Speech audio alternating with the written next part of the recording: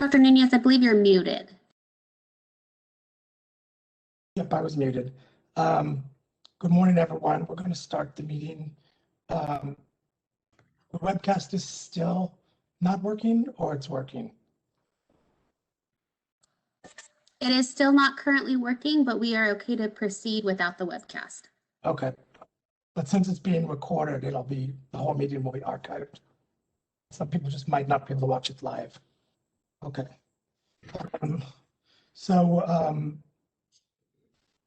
Welcome back, everyone. I think I see everyone here. If we could call the roll call for establishment of quorum, please.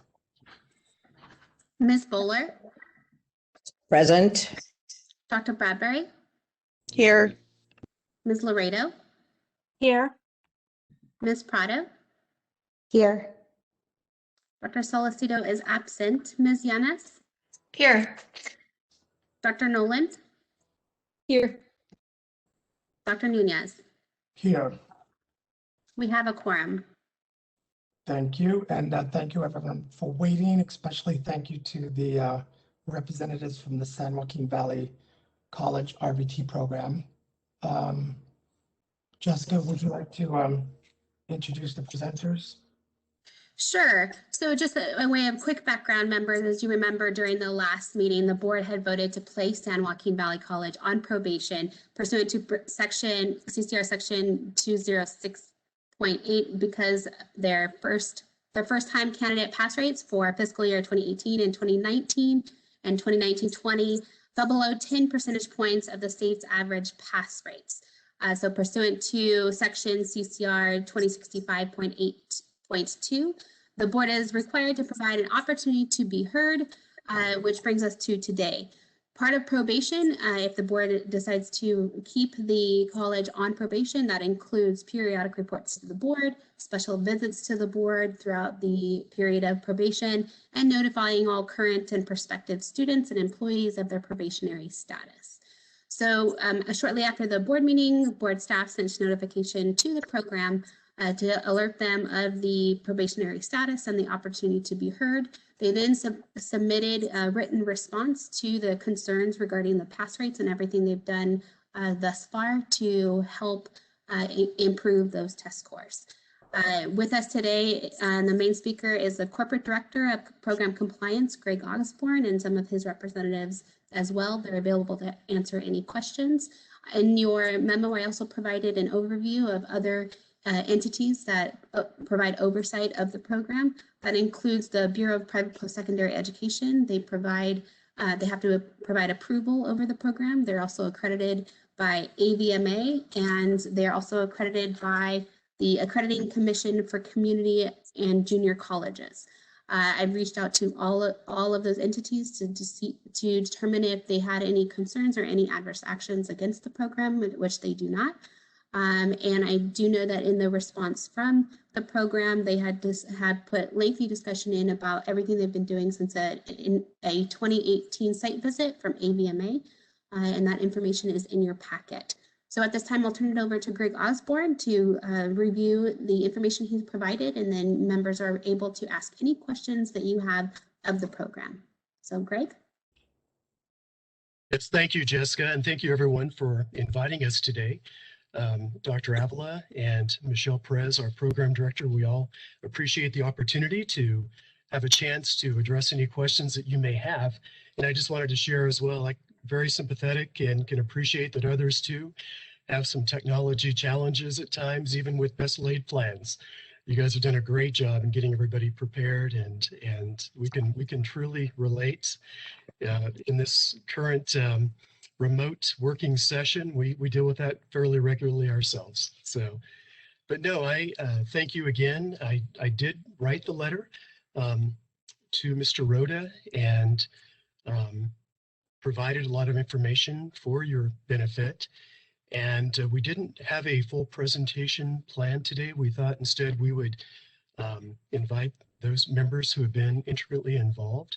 Michelle, our program director, can speak very well about the curriculum changes that we've made over the years, as well as the VT&E pass rates, some of the challenges that we've seen in the past and what we're working to ensure better performances in the future. And so she can certainly address that. Dr. Avila has joined. Just in case you would like to have a senior leader perspective on anything. Summer was the campus president of the Fresno campus at one point, and that was during the time of the AVMA site visit. So she's been quite involved with this program as well, as have I in my role. I work with all the programs that have compliance, dental hygiene, respiratory, vet tech, etc. So that said, are there any questions that you might have? And then I'd be happy to direct those to Michelle, Summer, address it myself.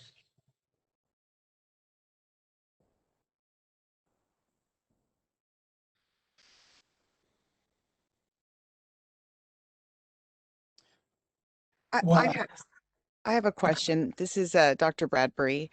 Good morning. Thanks for coming.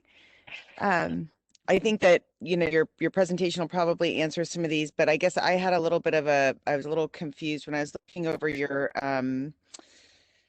the details of all of your programs that you provided for 2017 and 2018. I didn't see I saw a veterinary technician on one. I'm sorry, I have a hard time with the split screens. I have a small computer, so I don't have it right next to me. But on one, it had just, I think, a veterinary, it had a veterinary technician, and then the question of whether it was state licensed was answered no on one of them. And then the next year, it looked like it was just the bridge program. And it also said no next to the state licensing. So maybe I was missing that data, or has this been an RVT program since 2017? I guess I just want to know the history of the program a little bit. You bet. Great question. Summer. As you can imagine, it's been an evolution in our sector over the past few years with changing regulations, specifically related to gainful employment. So our initial program at the onset at the Fresno campus, prior to pursuing AVMA approval in 2013, was a veterinary assisting program. We had state approvals then under different agencies.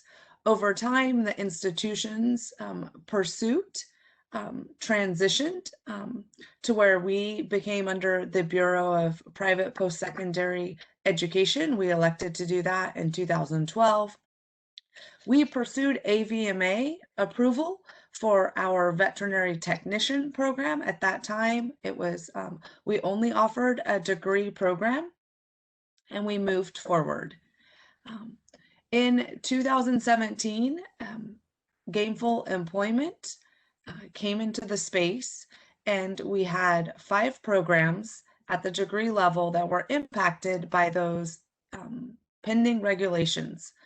There was quite a bit of discussion in the federal space with rulemaking, and we opted to enact the transition to a certificate-only program prior to those rules coming into place to ensure that we were compliant. This decision came at the same, right around the same time as our March visit from the AVMA. So we were presented with a distinct opportunity where we needed to revisit our curriculum to ensure that our courses that were offered, the sequence of them, the assessments in them, were driving the higher level critical thinking that's necessary to be successful on the VT&E. We also were presented with a distinct challenge of looking to offer a certificate program and a bridge program to the degree. So those would be 2 programs that were offered. Some students could enter the certificate, stay at that level, and others could transfer into the bridge, go on, receive the higher level skills, graduate out with an associate's degree, be eligible to sit for the VT&E upon graduation, with us being an AVMA accredited program. So there were about 1.5 years of transition in there. There was a point in time when we were still teaching our previous program of associate's degree VT students. We launched, I believe, 2 cohorts of certificate only.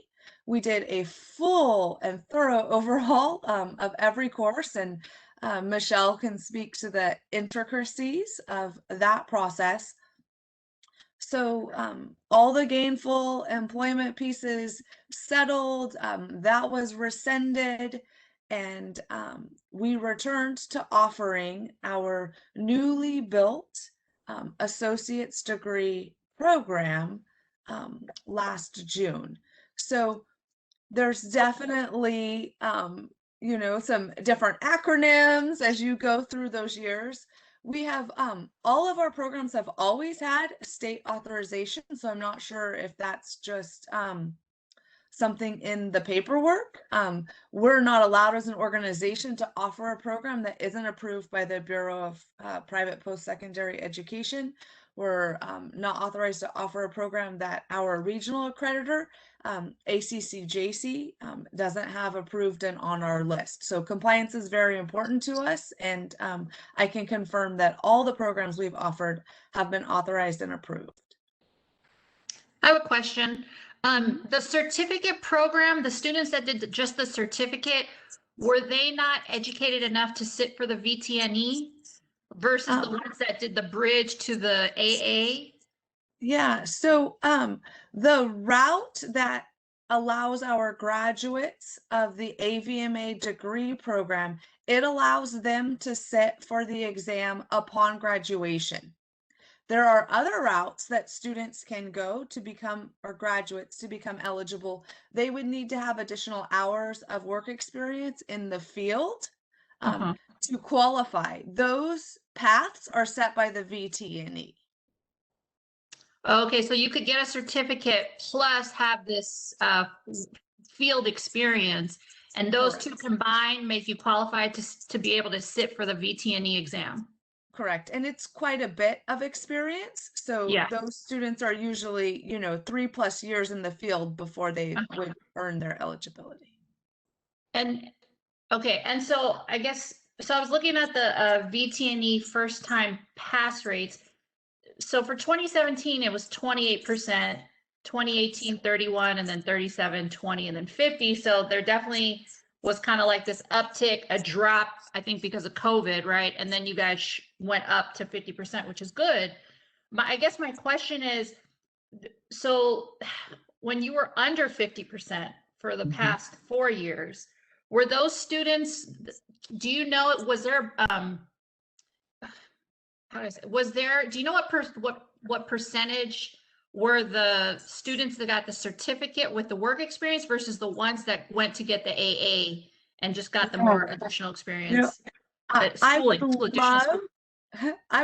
love data, and I would love to have student level data. So one thing I can share about the 3-year VT&E scores, we don't get student level data.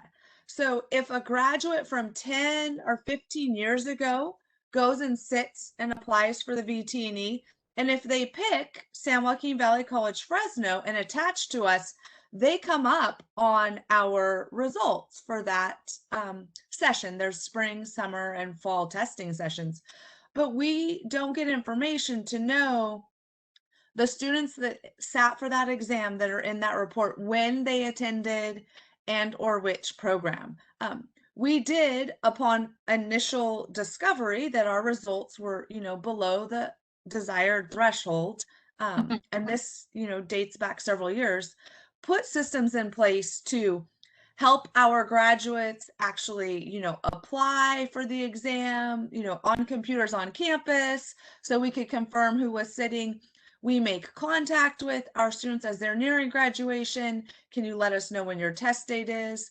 And so, for example, right now we have 6 bridge students that will become eligible here in the spring/summer session. We have verbal confirmation from 3 of them on the dates that they're scheduled to sit. But following that testing, we could get a report that shows 12 or 15 students sat. And because there were like previous graduates that just ended up taking it right now. It's a little different than other agencies where we can actually drill in on the report and see the names of the people who took it. And Michelle, you've done extensive work with staying in contact with our students and helping them register. I don't know if there's anything you would add. So I do maintain contact with them. I generally know who's going to be sitting for the test. The problem is that we don't always hear back from them whether or not they did sit. And I do get a preliminary report from the AAVSB that lists the names of all the students that are that did test, but it doesn't tell me if they passed or they failed. So it gives me the opportunity to run down that name and make sure that student really is a graduate of ours. But they don't tell us what our percentages of passing and failing is. They don't tell us who passed or who failed. So then I've got to track down all of those students and try to find out if they passed or if they failed. So how come you guys aren't notified? Is there like a confidentiality issues in that? The AAVSB doesn't notify us of that. So they notify us of who took the test. And then They don't tell you who passed or failed. The preliminary report tells us who took it, but that's it. The second report just tells us what our percentages of pass and fail are. So I'll know that 20 people took it and 5 of them passed and 15 of them failed. But it won't even tell me out of those 20 people who took it, maybe 10 of them were repeaters, and repeat test takers do not affect this status. So if I have 20 people that took the test and 10 of them were repeaters and 10 of them weren't, I've got to try to go back through past reports and see if their name is on there from a past report. And then that's how I'll know that they're a repeater. Or I've been with the college a long time, so I may know the student and I may know, oh, I know Savannah already took this, so I know that she's a repeater. But even out of the repeaters, I don't know who passed and who failed. They don't tell us that. So I have to do the legwork of figuring out who passed and who didn't pass, if they were a first-time test taker or if they were not a first-time test taker.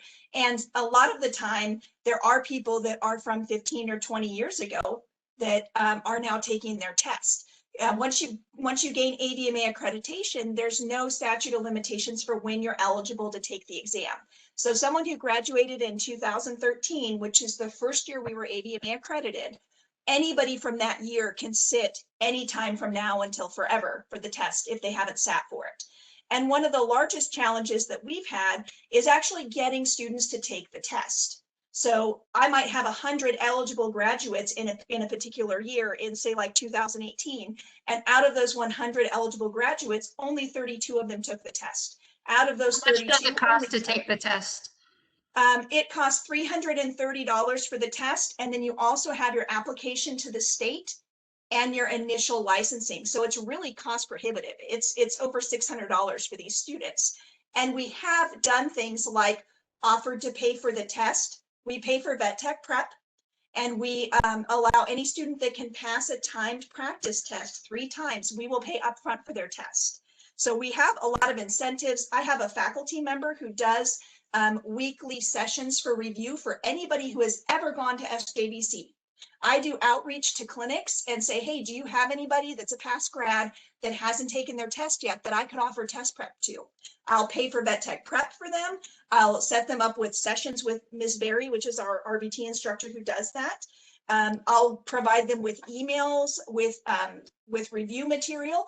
I'll allow them to audit classes and come and sit on classes. I mean, I really pound the pavement trying to get these students to come in and take their test.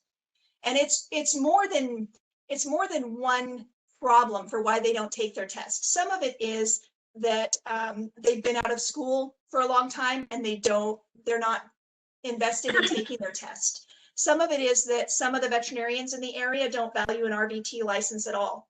They say, you're trained, it's no problem for you to do these things because I know you know how to do them, and don't worry about getting your license because I'm not going to pay you anymore.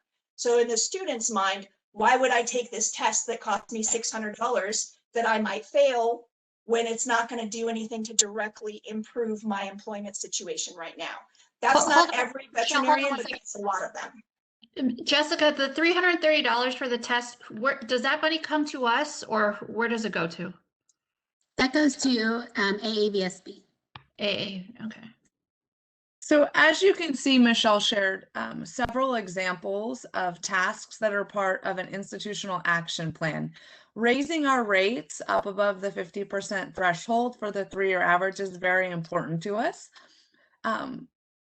Any of our programs that at any point in time fall into, you know, a point where they might be heading below an expected threshold are required to have action plans. And in those action plans, we have staffing considerations, we have curriculum considerations, test prep, student accountability, overcoming obstacles. Our institutional research team has been helping us determine statistically how many students, graduates, do we need to ensure are sitting and passing at what rate so that we can raise the 3-year average, because as each year comes in, past years drop off. And so, as you can imagine, it is elegantly complex, but we're committed to it. Michelle and I and Greg, the 3 of us, have been working on this for quite some time. We've dedicated extensive resources. We've remodeled the entire lab. We've purchased new equipment, additional models. Every recommendation that the AVMA site visit team made, which are leaders from other programs that are successful, we've embraced those and made extensive contributions to see the success of this program, specifically with the VT&E pass rates. They're very important to us. There just are some pieces that are out of our control in terms of the fidelity of those 3-year rates, the way that the testing system works. And so that is the situation that we're in. We recognize it, but we're very committed to continuous cycle of improvement with our curriculum, ensuring that our graduates are well prepared, also preparing them for the testing environment, because the way that tests are structured are important. So we needed to ensure that students were getting practice all along the way to be successful testing in that manner. So the test prep, the changes to our review courses has been paramount in positioning our graduates. I wanted to jump in here and maybe help get clarification from staff. First of all, thank you all of our guests for being here. The first part of Alana's question was asking whether the student pass rates were referring to the students who get a certificate or the degree. And I think that's broken down, if I'm not mistaken. I think what Dr. Avila was referring to is the alternate route program, where they get that additional hands-on experience. And the data is broken up that way, I believe. If we could get clarification from board staff on that. What page is it on? Because I was looking at page 8 and maybe I'm just missing it. I don't know that it's on this page. It's on the reports that our staff prepares. Yeah, so if you look at, I believe, the examination management report on that's agenda item B, it's broken up by those that are using the alternate route pathway. So you can see that in that report. I don't think there would be enough time from our 2018 certificate graduates for them to be eligible. I don't have an example of that exhibit, but I would bet anyone who's testing under alternate pathway right now were graduates from longer ago, just based on the number of hours that they would need to get. So if they enrolled at the beginning of 2018 and graduated in 19, I'm not sure, I don't think from a calendar perspective, they could have enough hours. Michelle?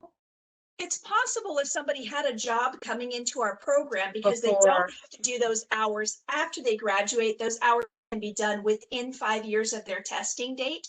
However, there were not any applicants in our 36-week or our 40-week certificate programs that came in with significant amounts of experience. So anybody that's testing under the alternate route would be someone who went to our program in previous years. So prior to us being accredited by the AVMA in 2013, because there was a period of time where we had a certificate alternate route program. I'm not sure what years, it was before I was at SJVC, I'm not sure what years, but we occasionally do get students that come to us that had gone to that program. And all of those should have timed out now because their education has expired. So the next groups of alternate route students would be from these certificate programs we were offering, but there has not been enough time that I would expect any of them to have gotten their hours and be on that report yet.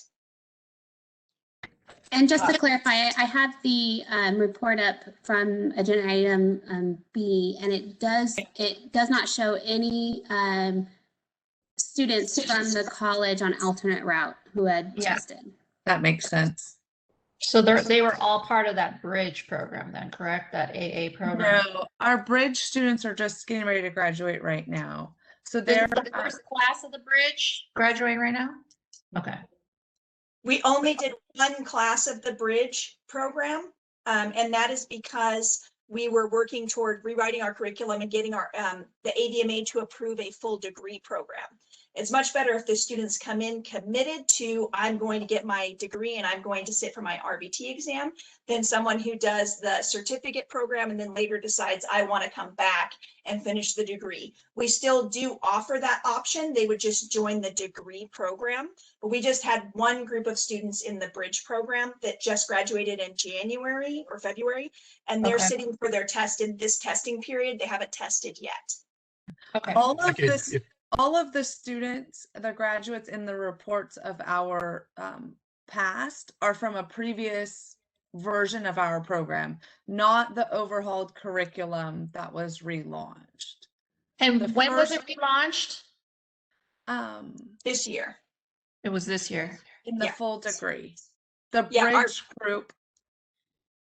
group had a portion of that in the latter half with the bridge section, and they're just now eligible to sit in this spring session. And there's 6 of them. Thank you. We did, Summer. We have 2 students currently that are bridge graduates that are scheduled to test in May. And then we have an additional bridge graduate who is planning to test at the end of July. Beyond that, as they've already indicated, Alana, we have the new full degree program students, and we have 18 who are anticipated to graduate between July 1st, 21 of this year and June 30th, 22 of next year. And that is the window that AVMA allows us to report in. It's that fiscal year calendar. And so we have few graduates who are anticipating to test that we know of during this current calendar year, which will be expiring at the end of June. And again, I alluded to the 3 that we know of. We're checking into the status of a couple of others.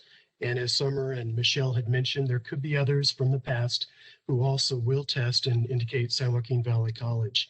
So really, we're looking for the full benefit of the new full degree program. We won't see that until the 2022 reporting year of AVMA. And then of course, 2023, we have 31 students that were scheduled to graduate between 7/1/22, 6/30/23, and et cetera. We're continuing to enroll in that program moving forward. And thank you too for that clarification on the alternate route. I can think of few students in the past who have asked for information from the program. Michelle, I'm sure, has heard more, but with the 4,416 hours they have to obtain within a limited window of time, and then also indicating the curriculum they've had and having the sign-off forms from the veterinarians, it's a bit of a complex process, and I'm not familiar with very many doing that.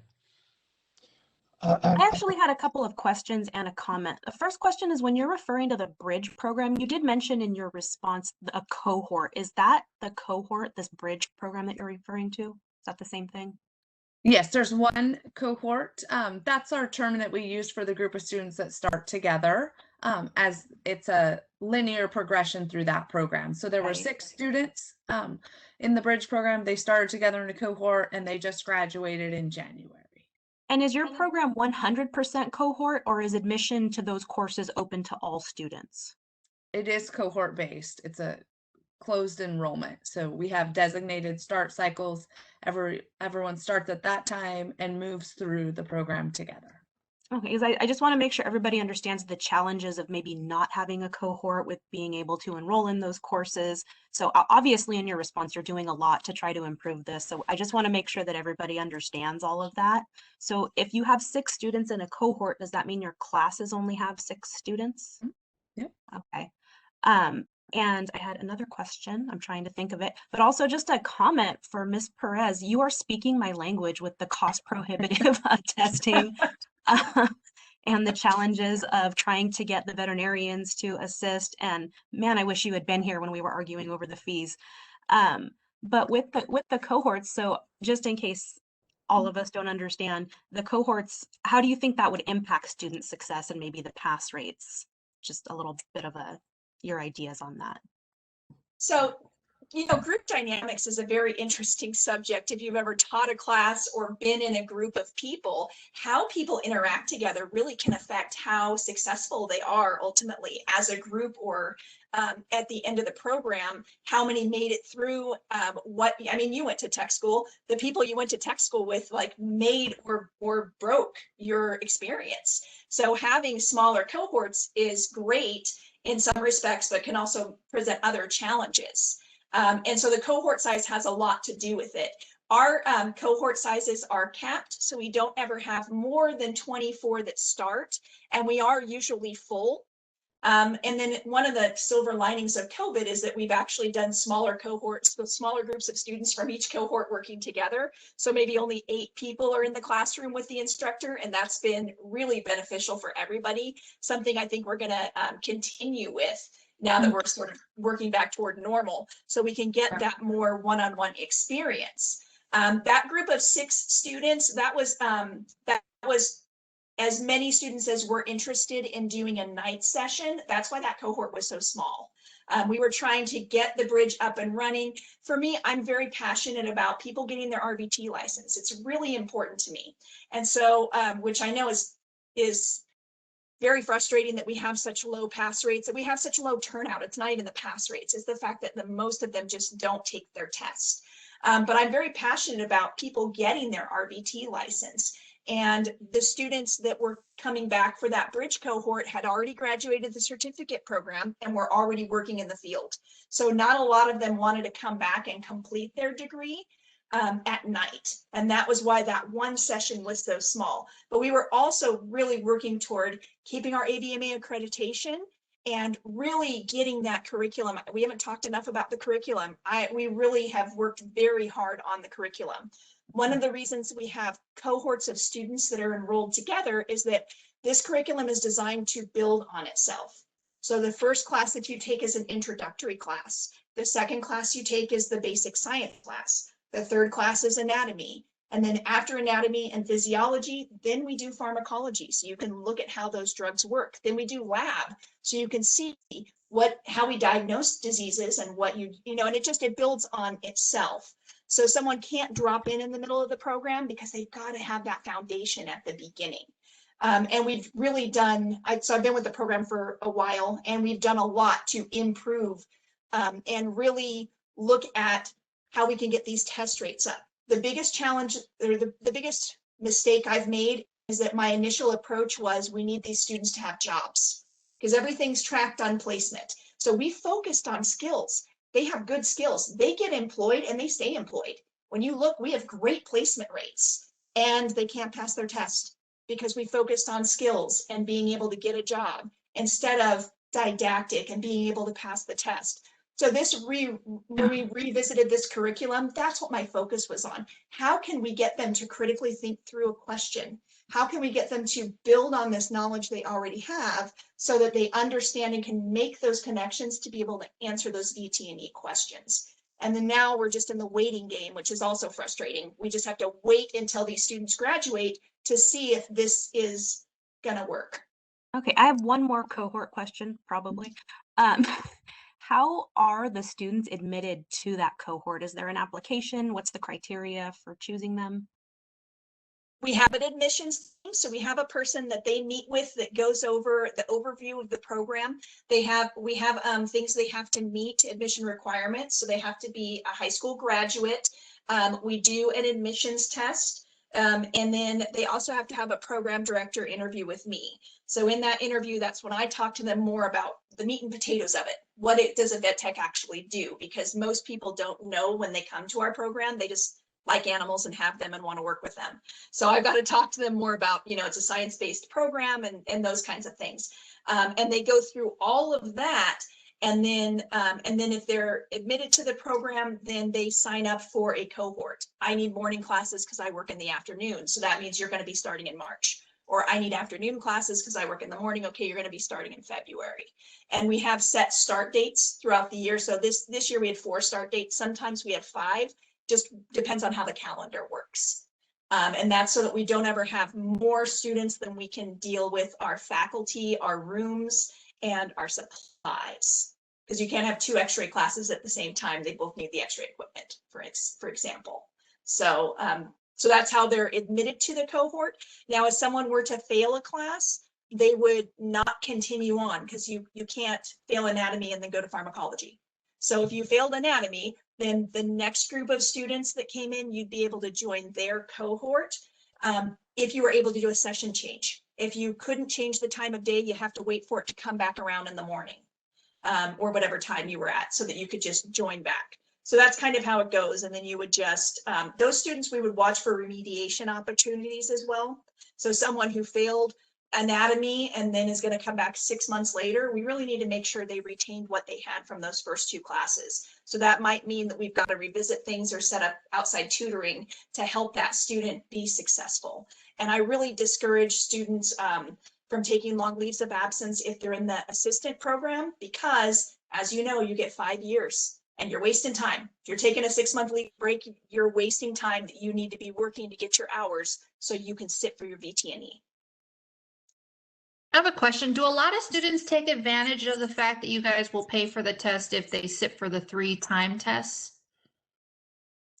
No, I would say not. Not that many. I mean, look at our numbers, like not that many. Yeah, Most of them get a job and then the doctor says that they don't need their license, and so then they stay at their job. There was one point in our action plan where I had identified 128 students who were graduates within the past 12 months that we approached with test prep, extra study sessions, paying for their exam. And at best, we were able to secure 22 of them to sit. I told Michelle, I would love for it to be a problem that I'm paying for all of these tests and someone notices that we're spending so much. I was able to convince them to pay up front for a cohort of students. On graduation day, we paid up front for the exam. And then 6 of them didn't even take the test, and we ate the money at the AABSB. That's when we came up with you have to pass the time test first. That's the reason we do that, because out of those, it was 30 students and 6 of them didn't show up, and then another 8 didn't study and said, well, I wanted to see what the test was like and I was going to take it anyway. So I just went to take the test and see what it was like. And then of course they didn't pass. And so that was like really a failure of an idea on my part. But I mean, I'm just trying to emphasize how much I have done to try and improve this and find different approaches. It's not something I'm unaware of. And I think what Michelle illustrates is it's been an iterative process from us. So at every instance where we have implemented an action item or an initiative to increase it, if it doesn't give us the desired results, then we review it, we regroup, we pivot, and put forward another initiative so that we can gain success. And that is by nature who we are as an institution. We're committed to a cycle of continuous improvement. We have honed focus to close performance gaps. This is a gap for us. And we regularly review these action plans as a senior leadership team with our board of governors. We submit our annual reports to all of our agencies. So we do feel confident in the structures and systems that are in place both internally and externally. We will continue to see positive growth and that will close this gap as well. If I could add, I wanted to share too with that not enough graduates to move the 3-year average. So time hasn't been on our favor in the last year and a half. I wanted to share as well, if I may, we've talked about the 50% threshold, and that's the AVMA threshold, the anticipated threshold come this September 2021.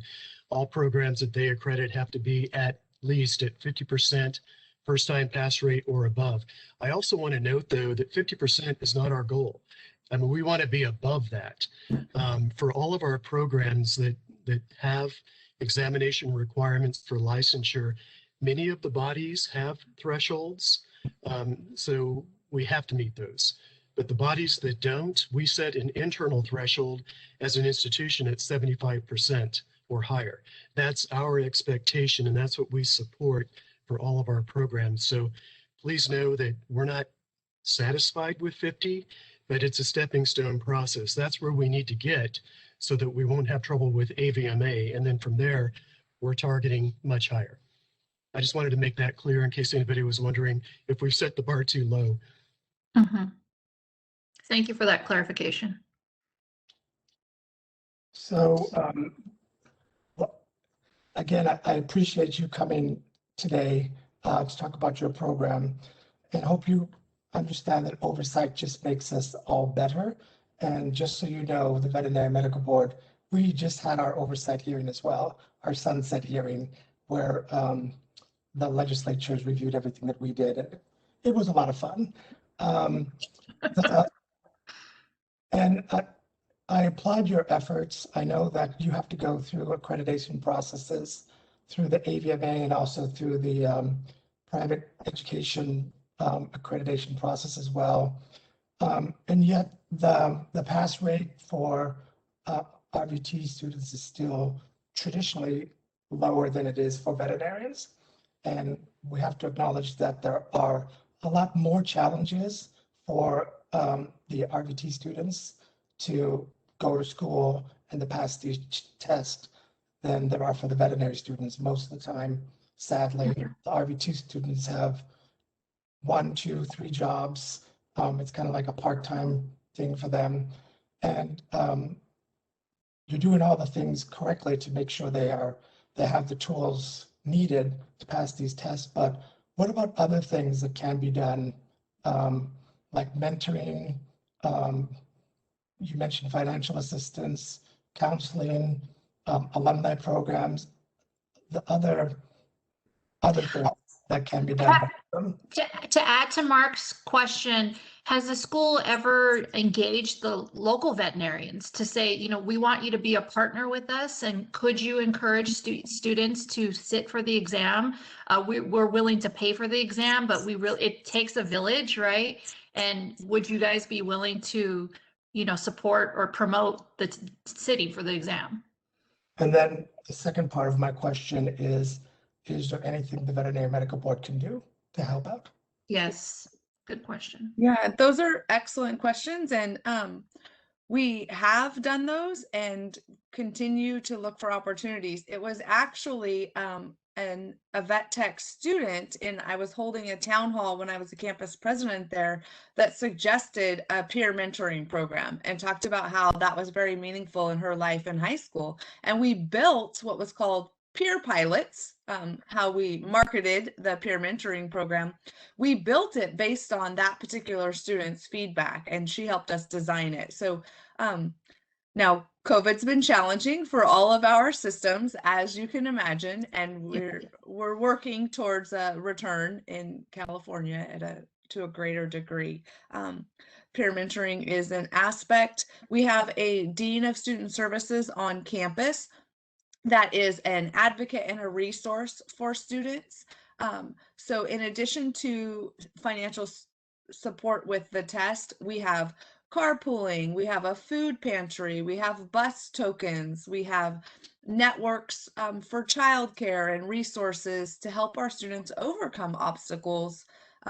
A job board, our career services team does assistance for them to find part-time jobs while they are in school so that they don't have financial strain. We have financial literacy specialists. So we are very committed to the success of students from a comprehensive standpoint. We have been involved. Michelle has connected with veterinarians in the community. We have an active advisory board. We have opened up our facility for them, for veterinary associations to hold meetings. We'll provide the meals so they get to learn more about our program. We have guest speakers come and speak to the classes. Our students go on field trips out in the community, most often for their large animals. there always can be more. And I think what you share is pivotal. We will tell students this exam's important. Michelle speaks from the program director interview, orientation, every class. Sometimes when an outside entity like an employer says this is important, it means more. So we are definitely always looking for opportunities for another voice to share that consistent message, because it is about influencing students to desire to become RVTs. I will say that there are some practices that really champion it. Yeah, I'm sure you guys know Dr. Waterhouse because she was on the board. Dr. Waterhouse's practice has more RVTs than anybody else in Fresno because she actively encourages it and she financially supports it also. So she pays for the test for students that are going out. We do have, I think, 120 different local clinics throughout Fresno County and even into Tulare County that we work with for externship. And we partner with them for the externship opportunities for our students. We do the advisory board. We get a table at the bully run. We do field trips to the SPCA, and that's how our students get some of their lab skills, is we actually take the tests out there and we run the SNAP tests for them, and their RVT there is really good and encouraging on reasons they would need their license. We get guest speakers from places like the USDA that can come out and talk to them about other things they could do if they didn't want to work in clinical practice that they would need an RVT license for. We do arrange with the Vet Tech Club lunch and learns with local representatives. So like Dr. Warner will come and talk to us about trifexis or something like that and give them pizza. So I mean, we do liaise with the veterinary community. And I'm going to be very frank here. What the Veterinary Medical Board could do, you could do more inspections and you could cite people that are not using RVTs for RVT designated tasks. That's what you could do that would support us, that would help us get more RVTs in the field, is make those veterinarians understand they can make more money if they utilize us, and that there's going to be a consequence if you're doing substandard care in Fresno. And a lot of them are. We'll get right on top of it. Thank you for that feedback. It was very honest. What, just thinking out loud, what about translation services? All the courses are offered in English, I assume. Are there any translation services? We did have a faculty member who speaks Spanish. And so if we have students sometimes that English is their second language, we do have Miss Diaz that's willing to either do one-on-one tutoring with them or help translate if they're having trouble. Everybody has to speak English to get into the program, but some of the students that have English as a second language, it does present a problem for them. And we do have faculty members that are willing to step up and help them. It doesn't happen a lot. That we have someone that really needs a lot of extra help for that reason. But we do have a faculty member that can help if that is a problem. And we do, if we have, for example, in our Bakersfield program, we have a student enrolled that's deaf, and we have employed 2 translators every day for that student to come to school in order to receive the education that is necessary. So every student that enrolls with our organization, if there is a disability that's in need of accommodations for them to be successful, we have a process that we go through to review that and provide necessary accommodations. And what is the bully run? You said you had a table. It's a charity run that's done people and their dogs, and it benefits Fresno Bully Rescue, but it's a big deal at Woodward Park every year. So we get a table there and we have students that are there representing the program. And then we do other things too. We do fundraisers on campus, and the Student Veterinary Tech Club will pick a charity for the year. So it might be like Mel's Mutts, which is a rescue organization, or there's another one that's geriatric pets that works on getting geriatric pets into homes. And so they would do fundraisers or blanket fundraisers, things like that, and donate those things to the rescue organizations. We also have done some volunteer hours, like at the Cat Haven, which is a large cat rescue group that they have lions, and they have a lion and they have a bunch of tigers and cheetahs and things like that. And we've done some volunteer stuff for them also and supported them in their fundraisers. So just giving back to the community. We also do volunteering at the Fresno Humane and this is obviously pre-COVID times because right now the SPCA is not allowing field trips and neither is Fresno Humane. But getting the students to have the experience of what the shelter situation really looks like, not just interacting with rescues. Because if you don't know how it is at the shelter, it's really hard to be passionate about spaying and neutering. So letting them see those animals and the situation in our area does help. So we do a lot to try and partner with the community, have a positive presence, and then also just sort of shape the type of careers that we want our graduates to have. I want them to be passionate about spaying and neutering. I want them to be passionate about community service. Those are things that I'm passionate about. So, you know, trying to foster those kinds of things in our education experience for them.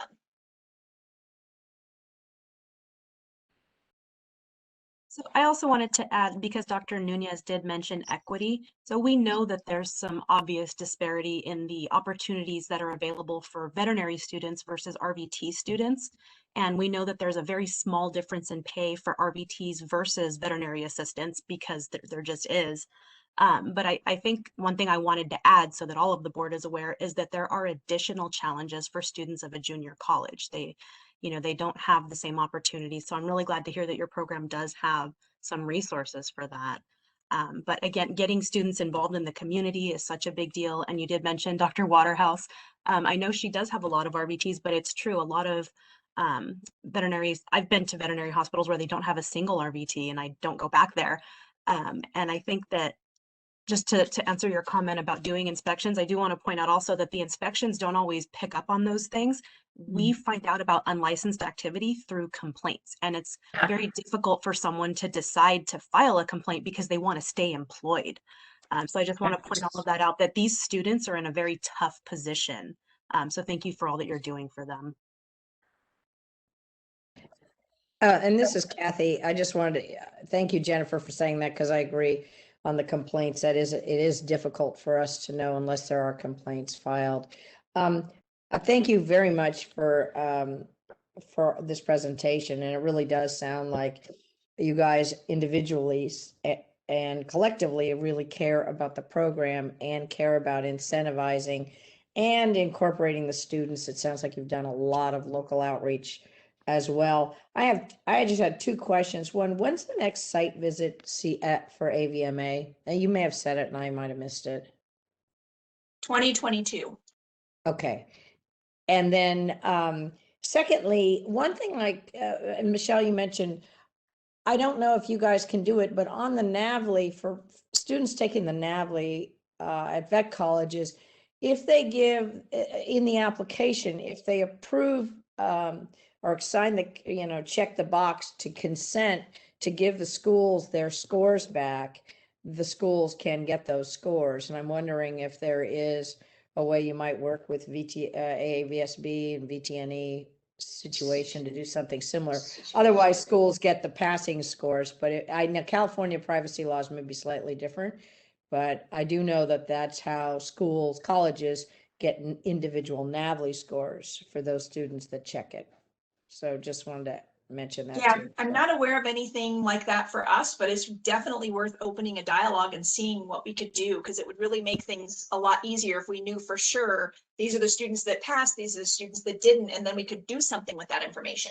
How could we improve the grades in this course because these are the students that don't pass, or something like that? Exactly. It will give you a lot more data to helpfully refine things if you could. So, and that may be something we're happy to, Greg and I participate in sending letters to agencies regularly, but maybe a letter from you asking for them to consider some change in practice in what they communicate with organizations so that we can better target the success of our students. That might be something that could help this process as well. Wait, repeat that one more time, Kathy. What was the suggestion? no, my thought was that, and it may not even have anything to do with us, because the VTNA test is not administered by us, of course, Right. is in the application to take the test for the NAVLE, the veterinary test. There is a checkbox that a student can authorize their personal results to go back to the college, and a lot do. Oh. Otherwise, the college just gets a passing rate like Michelle was talking Yeah, about. it would cut And I down was- all the extra work she would have to do to Yeah. track down the Right. I'm students. just suggesting that she might look into that and maybe work with the AAVSB who manages the VT&E test to see if there's a way to change. Now, and again, different states have different privacy rules, but even in California, I think the checkbox still is allowable if a student approves it. So anyway, We just have other, just yeah. move forward. And we How- have other organizations that do give us student level data. And so that's where I had shared, we're happy to write a letter to the testing group to ask that. But I was sharing yours might carry more weight, being the Veterinary Medical Board, than, you know, us as one institution. So I'm sure it would help many schools. I'm happy to, I work with AAVSB. I'm happy to ask the question too. Not on behalf of Yeah, because I'm part I of wrote it. it down as soon as that issue was brought up. I wrote it down. I'm going to reach out to Nancy directly and find out why they don't do that and how we can help get that not only for this school, but all programs. Everyone. Yeah, Yeah. that'd be great. Good idea. Thanks, Kathy. That was a great idea. This is Dr. Bradbury here. Is this an okay time to ask a question, everybody? Okay. Thank you again, you guys. It's I was very pleasantly surprised by your level of dedication and investment in this program, and I can understand some of the challenges better now, and that's really helpful. And I agree that there's some issues in the field and you know in practice where there isn't a lot of difference in pay and in some, in particularly in some areas. I think if you go to some of the bigger cities, there's probably a much bigger difference in pay between RVTs and veterinary assistants in general. So I was thinking as you were talking that this conversation has actually brought to light some, I think, systemic challenges in these RVT programs because you know, while you guys had a particular issue that brought you here, it's not that all of them are thriving in the state either, and maybe some of your challenges are shared. And so I think it's really enlightening. So thanks for sharing a lot of these things. And I think that the conversation with the AAVSB that Jessica is going to have is probably going to help with that and understanding who these students are. I noticed that I was wondering if when you guys did your pay upfront for the testing, what year did they end up taking those? Did that like play out for the testing? Because I just wonder if that affects some of, I mean, it would affect some of your statistics, right? If they Yes. didn't So study and they just went in there. yeah, so I believe that was 2015 and it was one of the groups. I believe it was the June-July group of 2015. And I had not been the program director for that long at that point, and I had postulated that we were teaching things in the wrong order, and I wanted to do more of the building on the curriculum. We didn't rewrite the curriculum at that point. We moved classes around, and I was trying to prove that I was right and that if we moved these classes around, we would have better outcomes. And in some ways, it did prove that, because out of the students that did sit for the tests, there was a 60% passing rate or 50% passing rate of those students that had been in this, updated curriculum. But we still had like a bunch of them that didn't study and a bunch of them that didn't take the test. So it did show that we had improved outcomes for that cohort versus the overall testing pass rate did not really move much that year because there was other cohorts that also sat. That were not part of this. This was the first class we had moved the classes around for. Like, for instance, we had been teaching large animal as the second class, which is silly because if you don't work with large animals, you're not going to remember any of that for the test. So I felt like we should put that at the end so you get it right before you take the test. Because if you don't work with large animals, you need that information to be fresh. So, so this was the first group that we had moved the classes around on that we had paid up front for the test. And when we looked at them, in the overall picture of people who sat for the test that year, that group did better than as a group than the other groups. It still didn't get us to where we needed to be. But it did tell us we were sort of trending in the right direction, which was hopeful. Yeah. And that was 2015. And, you know, again, I digress. We've been trying. Yeah, I see that. That's great. Yeah, and I'm wondering if maybe the admissions test you may want to consider looking at that. I was looking at your pass rates for a lot of your other programs, and they were actually really good. Like I was looking at the dental hygienist program, and I was like, oh wow, well, that would be great if you could get those in the RNs and things. But they have a suite of prereqs, and so one indicator of college success is previous college success, as you could imagine it builds. And so both of those programs have anywhere from 12 to 20 plus prerequisites that those students bring in. So they're bringing in their anatomy and physiology, their organic chem, and all of those pieces. So we have discussed and have a natural cycle of review through our program review process to look at admissions requirements. We have not added prerequisite courses into that mix yet, but that is one piece that does position those students for that stronger success. It also, in some ways, makes entry to the program more of a barrier for students who have trouble accessing those. So it's a mixed piece there. Our entrance exam is cut score threshold is higher than another college that I've been researching who's getting positive outcomes. So then we started looking at the course level, but it's a great question, and it's something we will continue to revisit. When we look at a program, we at times can be like on the dance floor at the student level, and then we have to pull back up to the balcony, right? Like, what's everything that could possibly impact this? And so that's something that as an institution we do regularly, right? Like we'll drill all the way to the student level, cohort, teacher, and then get back up on the balcony. That's great. The last thing is I come down to Fresno fairly often for my work, and when this COVID thing is up, I'd be happy to come and talk to your students at some point. So we would love to have you as soon as you can.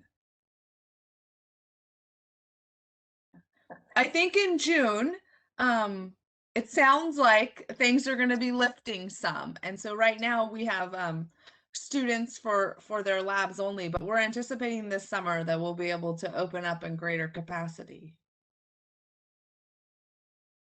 Having a board member visit would be so welcome. And I know Michelle and her staff and colleagues would value that greatly, as of course would the students, campus leadership will. So thank you for that thought. We really appreciate that. We'd love to take you up on it, and any other board members as well. So Jessica, I have a question for you. Can you explain to me if we keep them on probation, what that would require of the school versus if we take them off of probation? Yeah, and also what that would require of the board in addition. So that would require the schools to submit periodic reports to the board. And then also they would have to post on their website and send notifications to the current and prospective students and employees about the notification of probation. And then the board would have to do periodic site visits as part of probation. And when you say periodic reports, is that like every month, every quarter? How often are the reports coming in? So I would recommend that be quarterly, similar to how our probationers are submitting quarterly reports. It would be a similar thing. Okay. Jessica, you mentioned site visits as well. Yeah, so it's in regulation that the board would be able to do periodic site visits. And are you talking quarterly on those? I mean, It's really up to the board. It's Okay. not further defined. okay. And are those site visits performed by hospital inspectors or board staff, or who does that? I don't believe that's defined either, so it could be either or. But I know that our current inspectors aren't trained to go out and inspect schools or curriculums. Right. Right, and we were trying to get away from that just because we don't have the expertise, and there are others that do it. Yeah, I think that one thing that's evident with the presentation is that there is definitely sufficient oversight with inspection and certain criteria that needs to be met. Whether or not we feel that there's certain areas that haven't been looked at already, that's what we need to focus on. And I personally can't find any. I think that everything is pretty well accredited and overseen. Yeah, that's kind of my feeling. I'm very impressed with what they responded to us, and also we're in that kind of time period where a lot of the changes, curriculum and otherwise, that they have been instituting are not final yet. And I don't think, in my opinion, I'm not sure we should continue them on probation at this point, because it seems like they are working very hard towards making some significant changes, and they already have that sounds like a very good staff team there. And of course, the last 2 years or year and a half with COVID has really changed a lot of things. So I don't think we can hold those numbers particularly, as if they were universal. So I'd be in favor of removing the probationary status if that's an appropriate motion. I don't know. Yeah, I would and second that. one thing I wasn't expecting to get from this is the thought is when we look at the student pass rate being below the average is that the students are being taken advantage of. That's one thing to worry about. But I can very much tell that the presenters care deeply about their students on a personal level, and that's very refreshing to see. So I would definitely support taking them off of probation at the board level. Yeah, I would too. I think, like Summer had said, it's just kind of like they're the victim of time right now because we're just waiting for these graduates to test. And so I also, this meeting was, it helped me get a better education on what they're doing for their students. And like Mark said, I was also concerned about students being taken advantage of. And so, I know that the student body in that particular part of California, there is a lot of poverty issues. My father's from Delano, Bakersfield, and so I'm very familiar with the area and spent a lot of time there myself. And so I know a lot of these are first generation college students. And they do need a lot of wraparound services, but it sounds like they're getting it, and you guys are doing a lot to try and get your numbers up. So I appreciate this. And I appreciate you coming today. So thank you so much. I think we're all jumping in. Is that what we do? So Well, I I jumped. don't know, should we say I mean, Tara, you're probably freaking out. Wonder if my motion is the appropriate motion and there was a second. Yeah, I think The discussion. Kathy motioned to remove them from probation at the board level, and I think Jennifer seconded it. Yeah. Right. So technically, they they're are not on probation yet. They're responding. Okay. Yeah, they're responding. Okay. So, And I think Dr. Nolan. The way the regulation works is that you have to give them an opportunity to be heard before you can place them on probation. Okay. So technically, they are not on probation at this time. So I believe that Kathy's motion should be to not place them on probation so that you can cinch it up from the January vote to place them on probation. Now you're saying you're moving to not place them on probation. Okay, then that is what my motion is. Thank you, Tara. I thought there was something off with it because I thought this was the hearing, so I apologize. So to not place them on probation. I think Dr. Nolan wanted to say something, but was just trying to wait until there was. Does Jennifer accept that amended motion? I accept the motion, and I want to hear from Dr. Nolan. All right. It's a talkative group today. I can't get a word in edgewise. That's unusual for me. I wanted to thank the members of the college for coming and talking to us. And I think the idea of has always been that we as a board need to pay a little more attention to supporting and working with the colleges that do provide education for RVTs. And I think that the whole idea of probation and putting someone on probation wasn't punitive. It was to try to increase our opportunities to work with these schools and to also help them to comply and to provide the best education they can. So I think this has been a really positive example of how that can happen. And I really appreciate you all coming and talking to us. And I would be in favor of not having you on probation as well. Okay, so it's been motioned and second. Any other comments from the board before we open it up to the public? Jessica, we will be able to see the graduation rates for this next cohort that's going to test soon. I just would like to just kind of get some follow-up data just to make sure that the school is going in the right direction. So not graduation rates, but certainly pass rates. We'll continue to report that at every meeting. Okay, great, thanks. And we do have all of our outcomes on our website. So for all of our programs across the institution, at the institutional learning outcome level, program learning outcome, pass rates, and so on and so forth. Thank you. Any other comments from board members? This isn't actually, this is a comment on this general subject.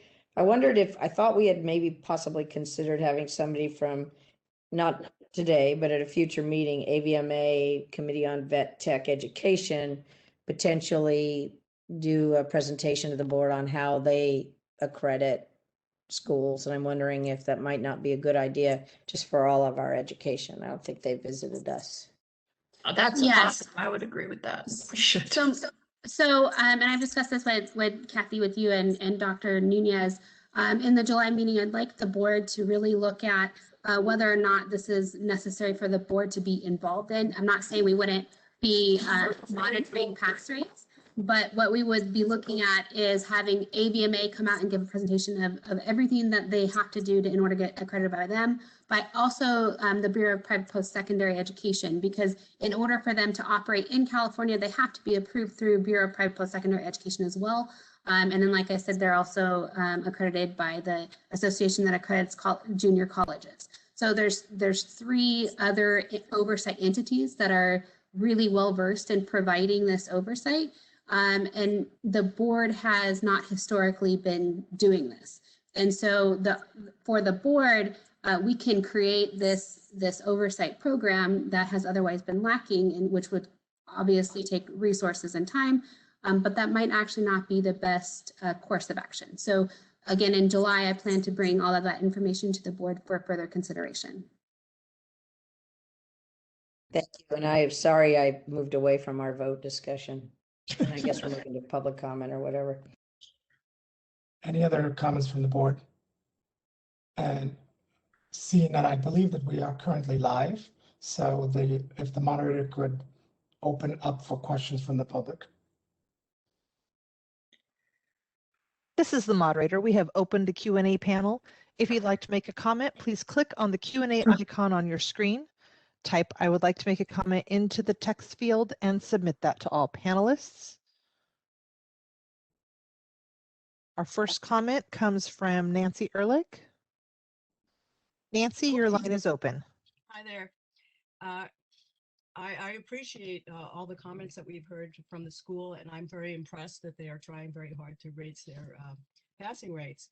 But I think that the real problem has already been identified in that the veterinarians in that community really don't care if a person is an RVT or a veterinary assistant, and they're using veterinary assistants to do RVT job tasks with impunity because they're not being cited and fined by the Veterinary Medical Board. If the Veterinary Medical Board would be enforcing the Practice Act as far as RVT job tasks are concerned, I think we would find a higher pass rate amongst these students because they would be more motivated to pass the exam. In addition, the costs for taking the exam and the license fees, as was already said, are so high that some students, by the time they graduate, say, screw it, I just can't afford that, and they just don't bother, especially if the veterinarian they work for doesn't care. So I think that the Veterinary Medical Board has to make a much stronger effort in enforcing the Practice Act so that veterinarians take it seriously and that RVT job tasks are performed only by RVTs. Thank you.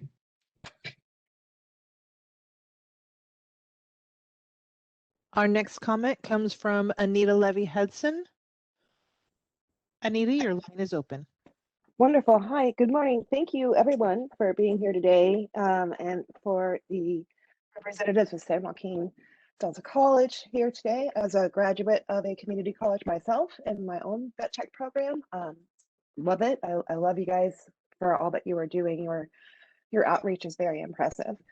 I did want to echo a little bit of Nancy's sentiment to say that it's not just the programs. I'm so glad to see this oversight. I'm so glad to have these discussions. And I hope that we can do this with many more of the programs that are out there. But I did want to mention it's not just the cost of the test. I wanted to make sure to keep in mind that the cost of the program itself sometimes is prohibitive, especially when you look at private colleges. They're charging upwards of $35,000 for this degree and not helping with the cost of the test or the licensure. So when we consider these different factors and reasons for vet tech students to be working 3 part-time jobs, it's not a lack of interest. It's a lack of a living wage. And this is where I wanted to echo Nancy's sentiment that if it's not respected or expected to maintain your RVT title, it becomes just an expensive chore and the focus is not there. So again, thank you for having the look at this kind of thing with the programs to make sure that they are working up to par. But in order for us to all be successful, we have to match their efforts with the efforts in the individual practices and oversight from the Veterinary Medical Board to be successful. Thank you.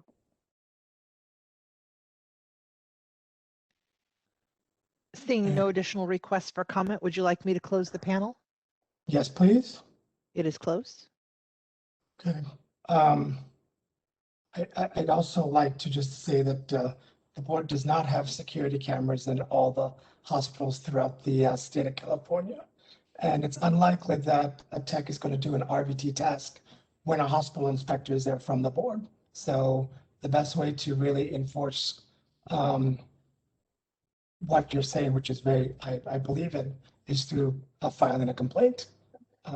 That's really how we find out about these things. So it's been motioned and seconded, and we've heard comments from the board and from the public. So Jessica, could you call for the vote, please? Ms. Bowler, Aye. Dr. Bradbury, Yes. Ms. Laredo, Yes. Ms. Prado, Yes. Ms. Yanes, Yes. Dr. Noland, Yes. Dr. Nunez. Yes. Motion carries.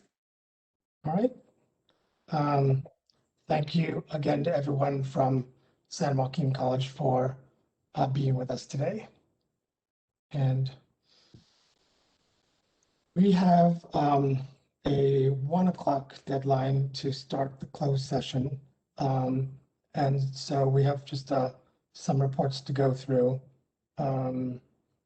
We can take maybe a quick break, 10 to 15 minutes. What do you say? 10, 15? And 10? Mark, can you is there any way we could plan on when, are we going to get a lunch break at all, or can we plan that? I wondered if you have an idea of timing on that before we sit through the closed session. Yeah, it's all reports, a little bit of items. So I would, let's see, it's going on 11, 12, 1, maybe a 30-minute lunch break at 12:30. Okay, thank you. Okay. I just wanted to thank you all. This is from SJVC. We've really appreciated this opportunity. We haven't really had a lot of interaction with the VNB in some time, and it's great to see you getting more involved. And we've always considered you to be a partner, as we do all of our programmatic bodies and state regulatory bodies. So thank you again, and thank you to Nancy and Anita and the public for your feedback. Really appreciated those thoughts, and just appreciate the maturity and the just the content expertise that has come out through everyone's feedback. You truly are the content experts. Michelle is a great content expert for us, and we value her so much. And we just thank you so much for your time. Thank you. You're very welcome. See you all back in 15 minutes.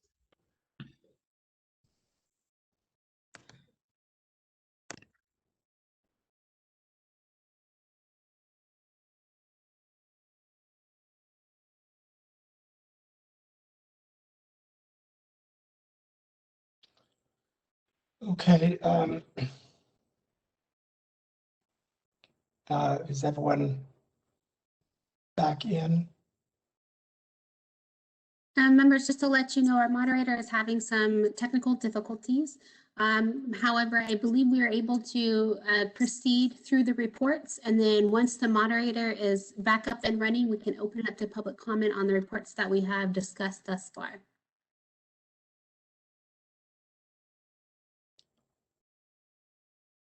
Can everyone see me or hear me? Yes. Okay.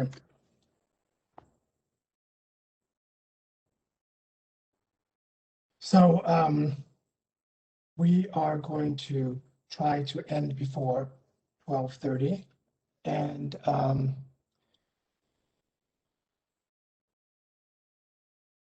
Kathy said that she would like for us to utilize, she would like for me to utilize the hand raise system if someone wants to speak. So I expanded my chat window, so I think I can see if someone's raising a hand. But if somebody can raise a hand really quick, I can confirm that. Okay, yes, I can see that.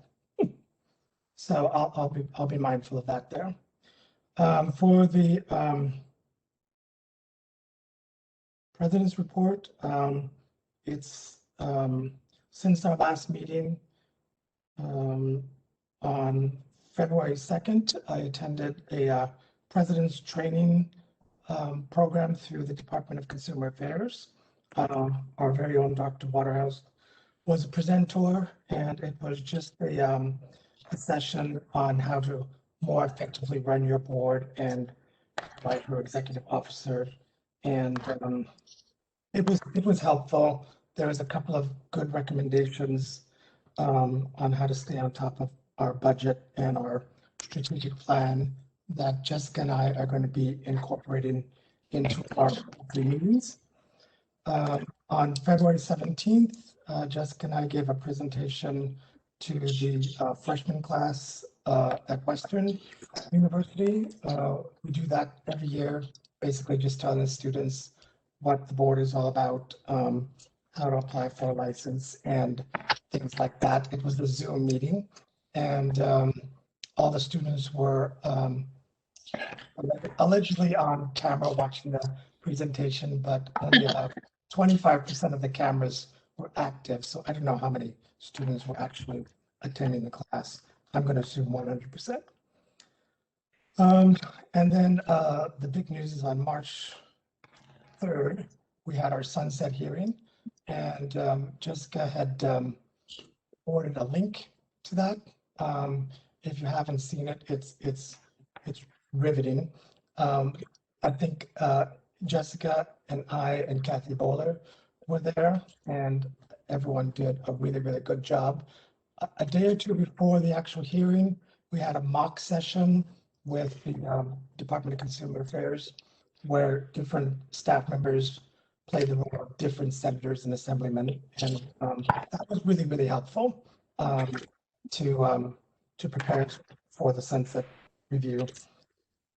On that day, it was the Veterinary Medical Board and the Board of Psychology that was going under review. I think our session took about 2.5 to 3 hours. The Board of Psychology took about 30 minutes. So, but that's always the case. But I think overall it went really, really well. There was a Board of Governors meeting that occurred on March 20th. Unfortunately, I wasn't able to attend that, but we were very well represented by Jessica. And that is my report. Anyone have any questions?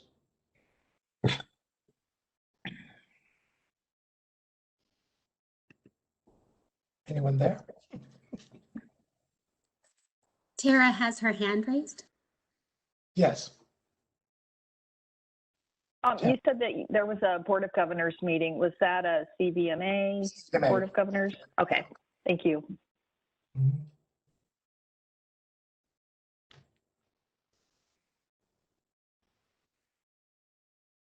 And Mark?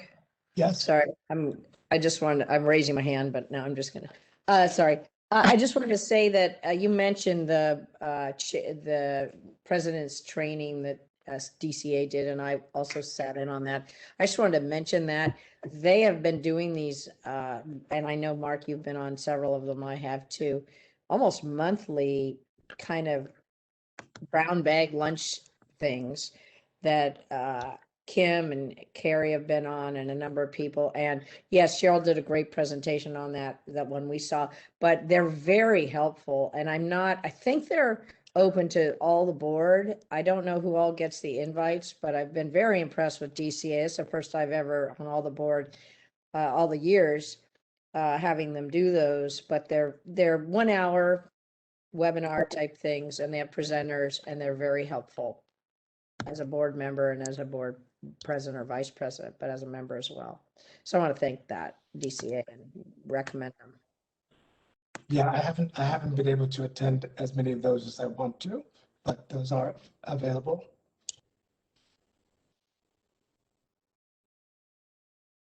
Do I open it up for comments, or we're just giving reports to the public?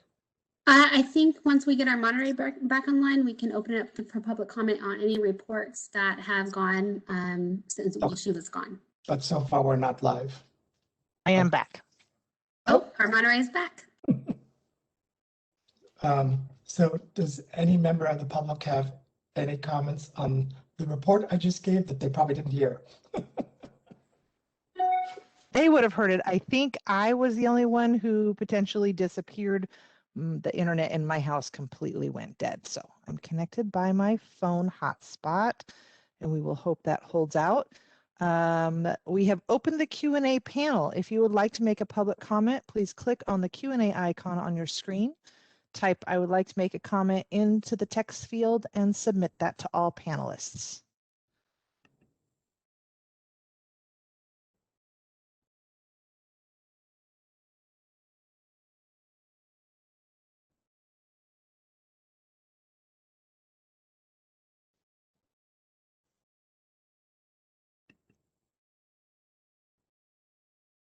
And seeing no requests, would you like me to close the panel? Yes, please. All It's right. closed. Jennifer Laredo with the Registered Veterinary Technician Report. Thank you. Following the shortest president report ever by Dr. Nunez. I wanted to just kind of put it out there how I prepare these reports. I get a lot of feedback throughout the year from various people, former colleagues, RVTs, just people in the industry, and they send concerns, and then sometimes I direct them to other resources to kind of get those concerns addressed. But a lot of things that I hear are things that are just not within the purview of the board to address. Title protection is a big one that keeps recurring, and that's unfortunately not something that the board is able to address. Although we have heard that there's a shortage of RVTs. One thing I think is worth pointing out is that every one of us on the board, we're here basically on a volunteer basis. We do the best we can, but we're all working professionals. We are all extremely busy. It is so hard to fit everything into our schedules. And we are a very diverse board, and our personal perception is shaped by our experience. So when I'm very passionate about an issue, it's because it's something that I see every single day. And I've heard things said about board members that I don't think are necessarily true. And this is by the public, and this is going back to when fees were raised, is they don't understand, they don't care. And I don't think that's true. I think all of us understand and care. It's just that it's very easy when we live in this regulatory world, it's very easy to lose sight of what's going on in the real world.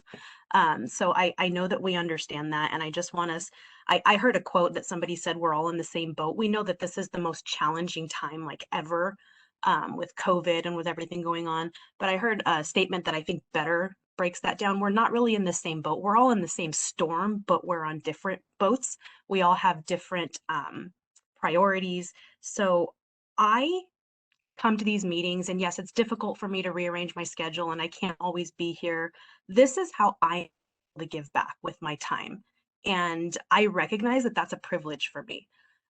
It does take a lot, and I'm bringing this up because there is an opening on the MDC for an RVT. My position here on the board is terming out next year. Yesterday we had a wealth of riches with so many qualified applicants for a position on the MDC. I would love to see that with RVTs as well. Now that said, it is so difficult to find an RVT. We've heard it mentioned. Sometimes they're working 2 or 3 jobs, who can take time off and not get paid to come and do work for free. I completely understand that. So I think at this point, I've been in my previous reports reaching out to RVTs, asking them to please get involved. I think right now I'm reaching out to the employers, to the veterinarians, to the hospitals, to asking that they be supportive. A lot of organizations do allow their employees a flexible work schedule or alternative assignments to be able to attend meetings. Our representatives from CVMA and CARVTA, I know, get a lot of support from their organization to be able to come. So just because we've been talking so much about equity, I want everybody to realize that I recognize that I'm maybe not the typical representation of the RVT profession. But I try to remember where I came from, and I try to represent everybody. And I recognize that that's a privilege. So I would really love to see the ability for more RVTs to get involved. So with that said, yesterday during interviews, we did hear one veterinarian say that they weren't really sure what the time commitment was. So I just want to clarify that. For the position here on the board for the RVT, by default, we're on the BMB and the MDC. So quarterly meetings 4 times a year, it's 3 days. And that typically includes travel, not during COVID. And there's always another subcommittee, there's always an assignment. So it's those 3 days, but it's also additional things going on. And I want to know if it's possible when things open up, because I know things are getting better, if it's possible to continue this remote meeting. This is a lot easier for me with my schedule, but I know even with the stipends we get for travel, we still all pay out of pocket for several things that, the amount that we get. It might make it easier for some RVTs to participate if they didn't have to travel and take as much time off. I don't know if that's a possibility. So I'd like us to kind of think about that. And I don't doubt there have been plenty of cost savings. So, that's definitely something I want us to think about. Another thing that I want to point out is we have heard about, veterinarians not being supportive of RVTs. And I think that's a very broad statement. It's maybe that they're not supportive. It's that RVT tasks, there's a very short few amount of tasks that can't be done by non-RVTs. And those are tasks that veterinarians themselves can perform. So it is very easy for a veterinary hospital to work with just veterinary assistants. One thing that I think is a huge win for RVTs is what was just mentioned yesterday on our updates on proposed regulations, is that casting and splinting which has typically been a task performed under direct supervision of a veterinarian, is now able to be performed by RVTs under indirect supervision.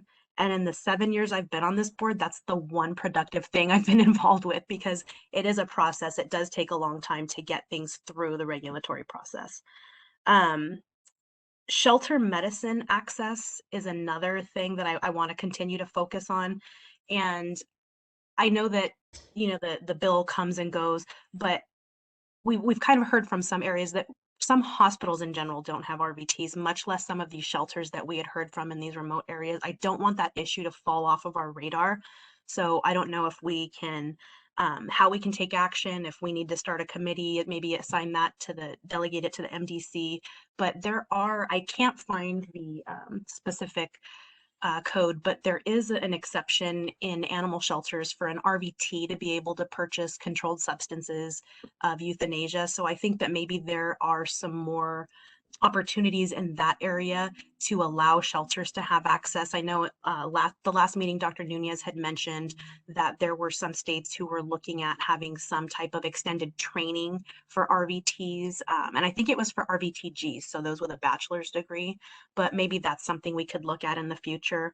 I just think that there's a lot more going on than just the access issue. There's just a lot. And I just want to remember that we all get very passionate. We start arguing, but our individual perceptions are shaped by our experience. So I don't think it's that anybody doesn't realize there's a problem. It's maybe that they don't know the magnitude of the problem. But I really would love to see more involvement from the RVTs. A lot of the feedback that I get from the RVT community just comes down to misunderstandings or not knowing how things work. I know I don't Facebook, and I've heard people telling me that I think it's Carvta has a Facebook page that one of their people kind of explains how things go at board meetings, because I had no idea. I can tell you that my very first board meeting, I would not have survived if it weren't for Dr. Sullivan. I sat next to him. He kind of guided me, told me what was going on, scolded me for walking in an unsafe area, and then drove me to my hotel. Everybody helps each other. And I think that's really important because we are a public protection agency. I think transparency is one of our top priorities. And I think it's really nice that we can kind of explain the process to those who don't have the privilege of being here the way that we all do.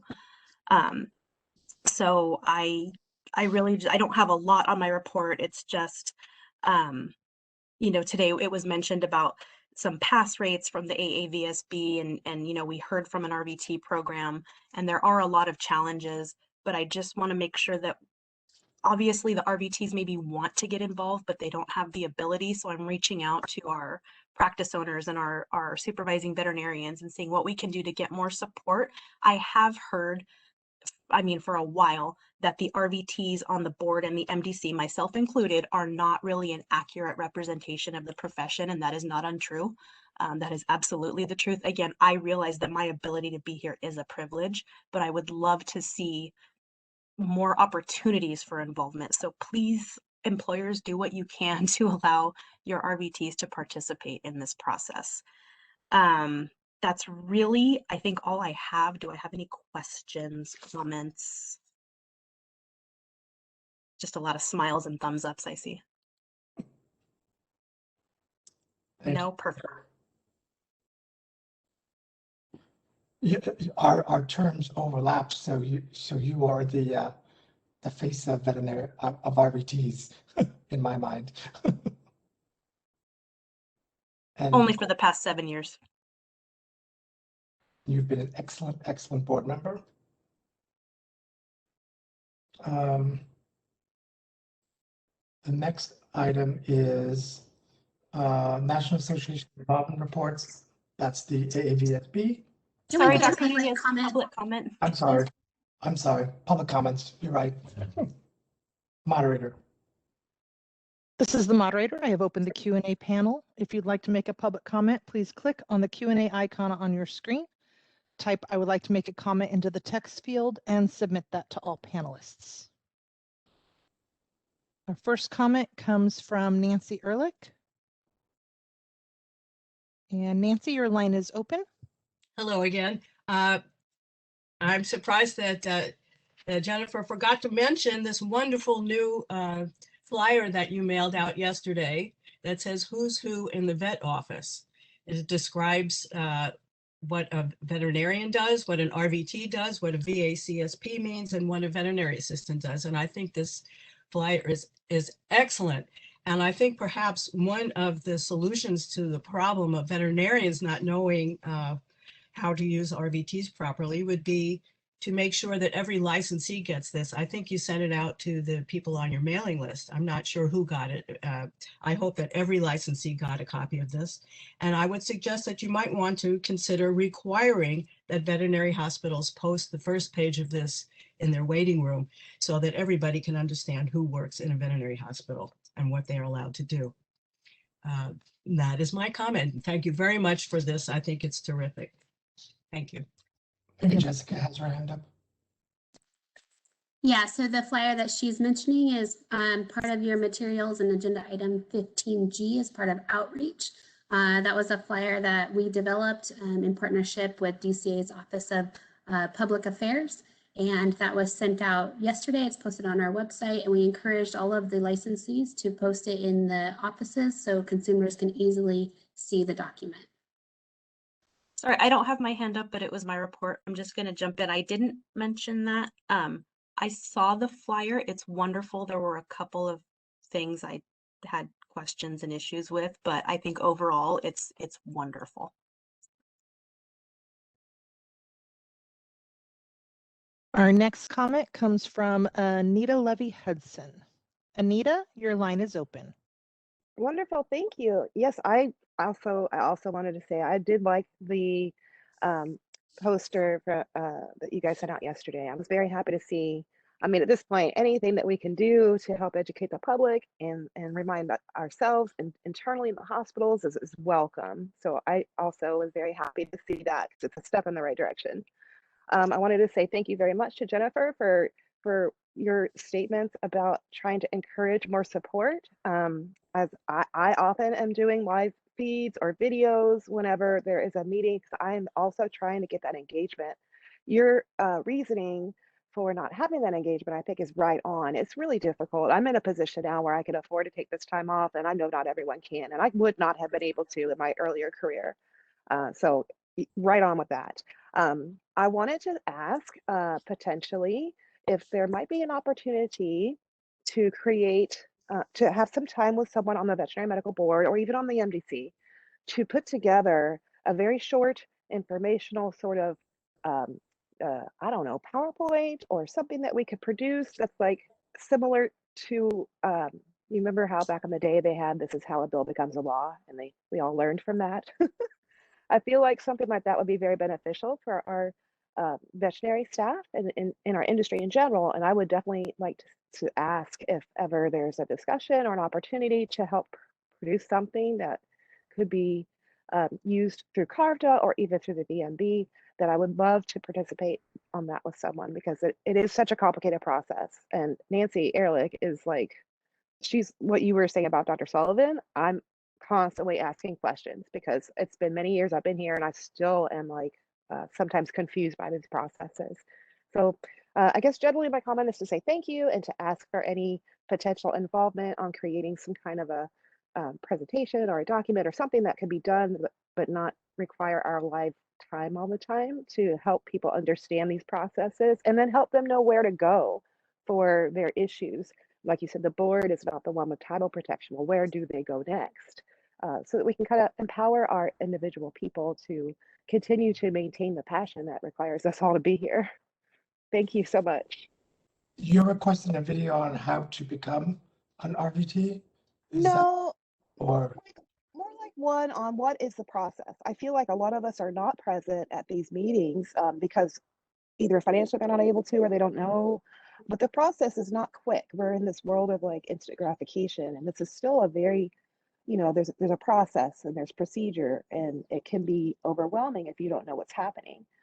So I think educating everyone else on these processes will help to focus their efforts, so that, writing a post on Facebook is great because it calls attention, but it doesn't actually change anything. You have to come to the meetings. You have to know the processes to make an impact.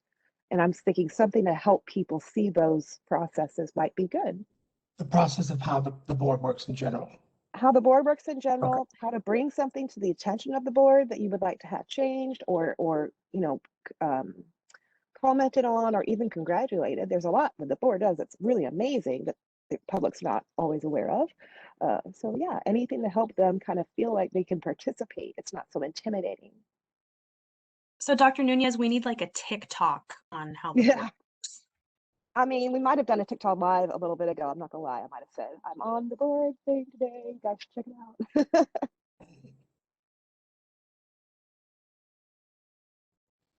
It sounds like we have a volunteer for another one of our webinars. It's going to be Jennifer and I. Seeing no additional requests for comment, would you like me to close the panel? Yes, please. All right. Any other questions for Jennifer from the board? And moving on to the National Association Involvement Reports. That's the AAVSB and the ICVA. Kathy, would you like to start? Sure. I'll make it very quick. I know we have a lot more to do before we break. So for ICVA, again, I'm thrilled to be on there, and it has been challenging. All these testing boards have been challenging. Obviously, in 2021 now we've extended I believe it's been published, the testing window for the winter time, which is typically a couple of weeks in November and December. Now it's November 1st through December 31st.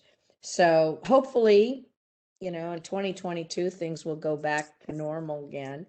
I wanted to point out one thing. Yesterday, the ICVA released a publication called the 2020, where am I here? I'm sorry, 2019 and 2020 technical report.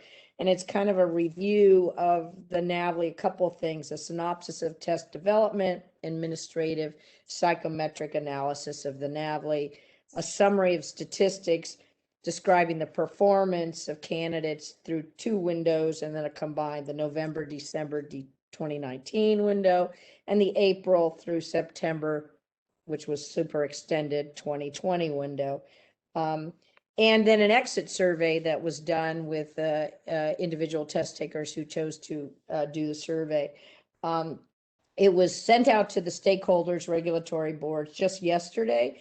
It's an interesting report. And if any of our board members are interested in it, Jessica has it and it can be sent to you. I'm on 2 subcommittees for the ICVA. One is the Talent Management Committee, which is really the group that interviews and does outreach for potential new board members for the board. And we have 2 openings coming up.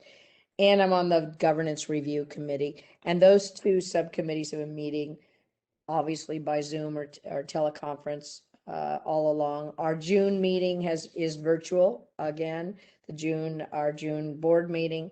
And hopefully the next real meeting will be potentially, if the AAVSB conference occurs live or in some hybrid form in September, we will see each other in person then.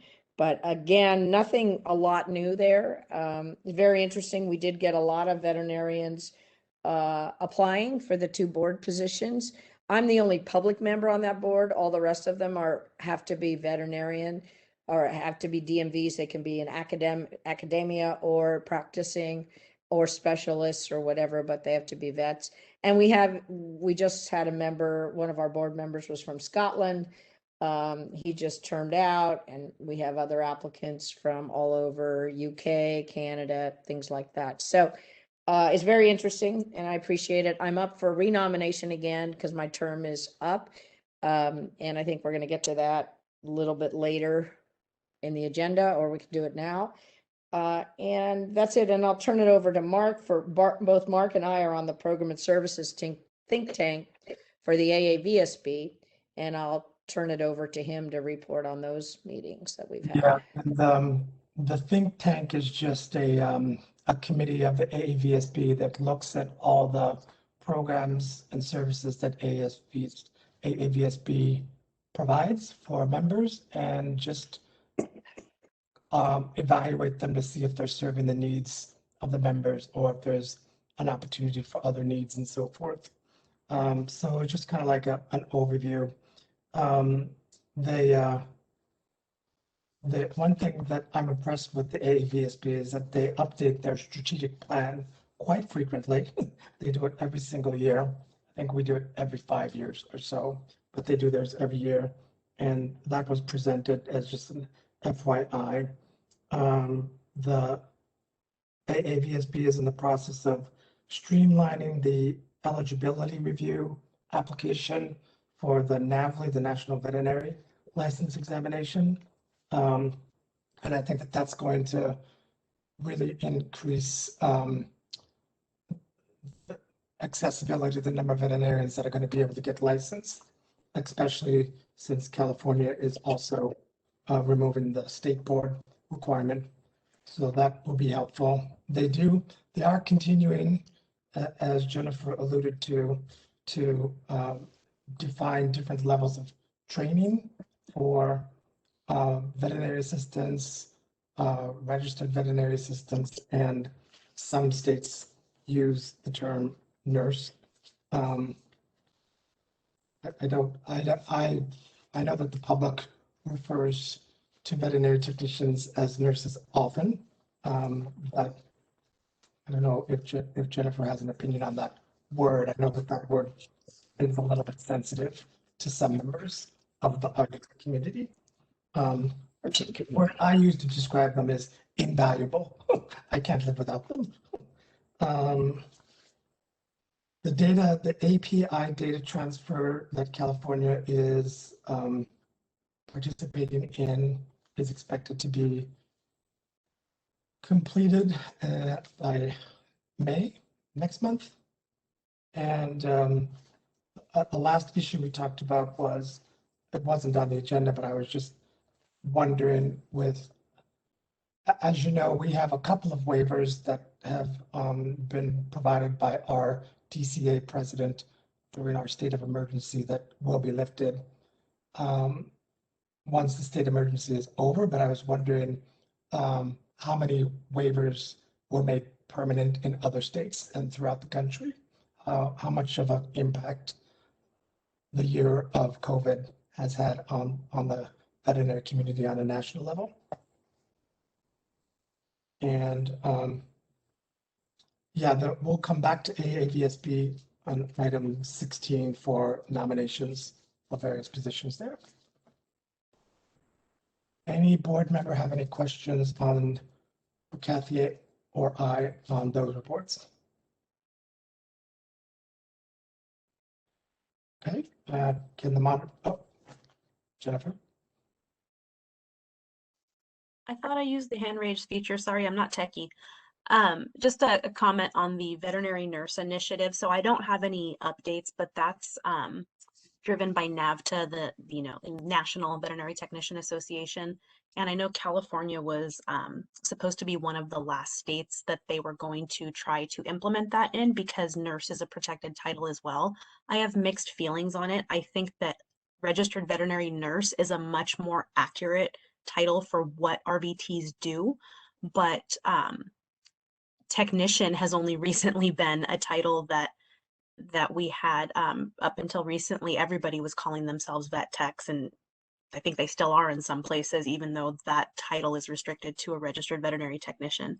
And also with the RVTs, we're not just a nurse, we're also an x-ray technician and an ultrasound technician and a dental hygienist, and we do a lot. So I have mixed feelings on that, but that, I think the driving force behind that is one of the issues of not having enough RVTs, not having enough recognition and retention in the field. So I'm sure at some point we will be hearing from NAVTA on that, but thank you for mentioning the veterinary nurse initiative.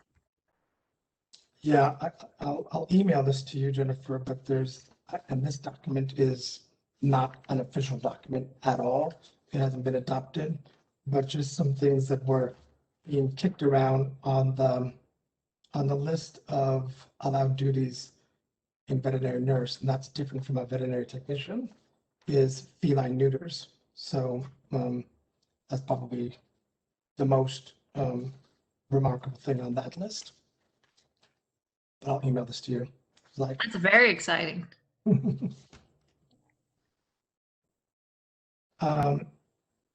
Any other questions from board members? Moderator, can we open it up to the public? This is the moderator. We have opened the Q&A panel. If you'd like to make any comments on this item, please click on the Q&A icon on your screen.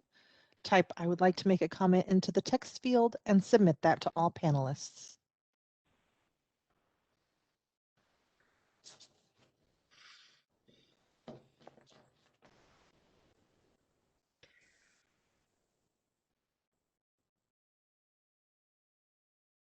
And seeing the request, would you like me to close the panel? Yes, please. Moving on to your executive management reports. 15A, administration.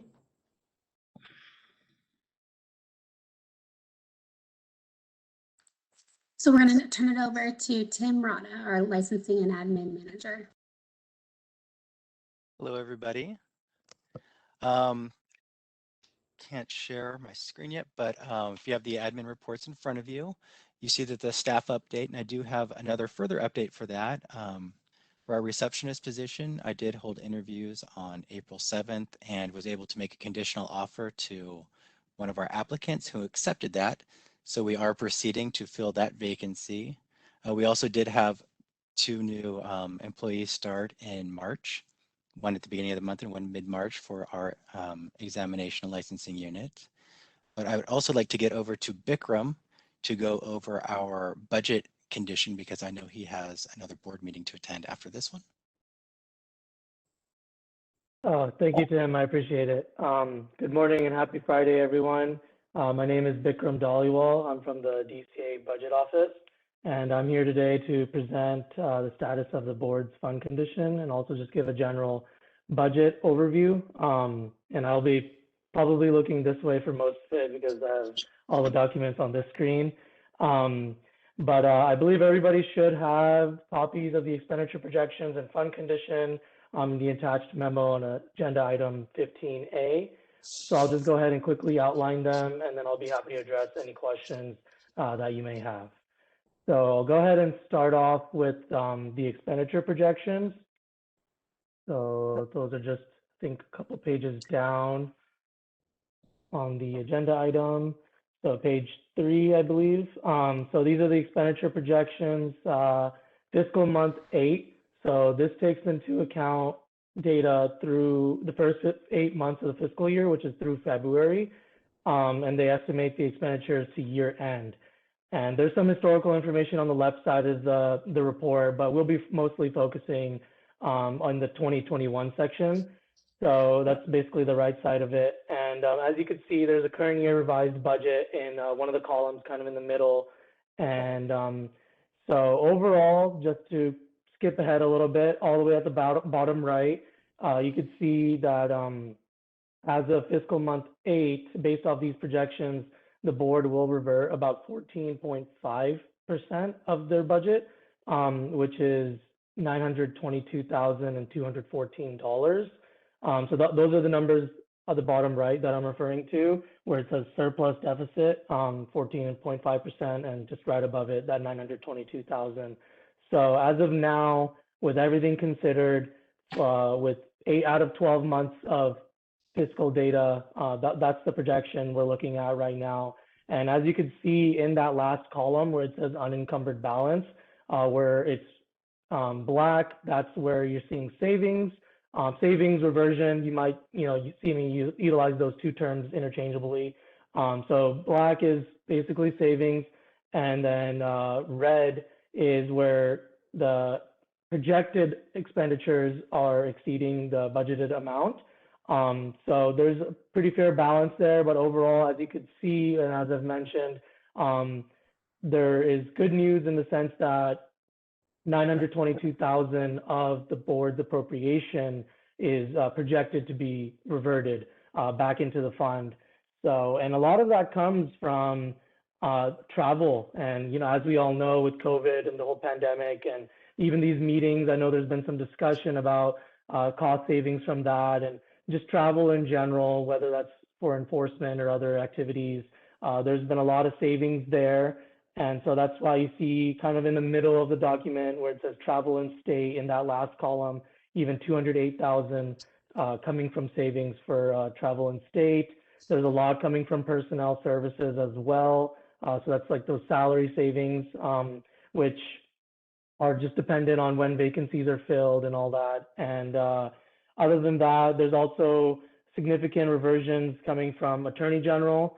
So the budget for that is 932,000, which is a pretty big budget for that. But and despite that, it looks like the projections for that are somewhere in the 751,000 range. So there's a large reversion coming from Attorney General, Personnel Services, and Travel and State. So even if you might see some red for certain line items, overall, the savings absorb any over expenditures. And that's why overall, ultimately, we see a $922,000 reversion, which is a 14.5% surplus. So overall, that's pretty good news. It's better news than the last report I gave. I think that was late January when we did fiscal month 5. I believe the reversion back then was somewhere in the 10 to 11% range. So now that we have more data, we're 2/3 through the fiscal year, we have a better picture of where we're going to end at the end of the fiscal year. And so with that being said, 14.5% is pretty good news overall. But as we keep continuing through the fiscal year, I'll fine tune the numbers as I see fit and as more data is available. So that's pretty much the gist of the expenditure projections as of now. I'll go ahead and move forward into the fund condition statement unless anyone has questions on this. I have a question. I mean, it does seem like a lot of these savings is related to COVID, and the subsequent year budgets are often based on the previous year budgets. So when things start opening back up again, how much of a crash are you going to anticipate us to take? Well, it's really hard to project expenditures for the next fiscal year and onward. That's something that the budget office and the program itself, Jessica, Tim, and other board staff will work together to see which line items might have increases in expenditures or potentially even decreases moving forward in like the post-pandemic world that we'll enter probably somewhere at the start or towards the middle of the next fiscal year. I think that's when we'll get back to what was considered normal or maybe a new normal. And so travel in state, that might be an area where just because of the current fiscal year, due to the pandemic, we saw a large savings there. That might not necessarily be the case moving forward, but I know in some other drills that we've worked on with Jessica, Tim, and I for cost savings, especially if we need to see where we can save costs moving forward. We did agree that travel is one of those areas where we might be able to permanently reduce costs, but that's if we will need to. And even in the past, if travel was higher than it is this year, I'm looking at some of the prior years. Let's see. Even in prior years, travel in state was 20,000, 30,000. It was nowhere close to the budgeted amount for it, which is over 200,000. So that's good news in the sense that there's a large cushion there. So even next fiscal year onward, travel increases, there's a lot of wiggle room there to absorb any costs that might result from increases in more travel. Okay. So, and before you go on to the fund condition, there's a couple of raised hands. Dr. Bradbury. Hey, thank you. And I'm encouraged to see our surplus for sure. Nice job. When it comes to creating these budgets, I sometimes, I think, don't understand it fully.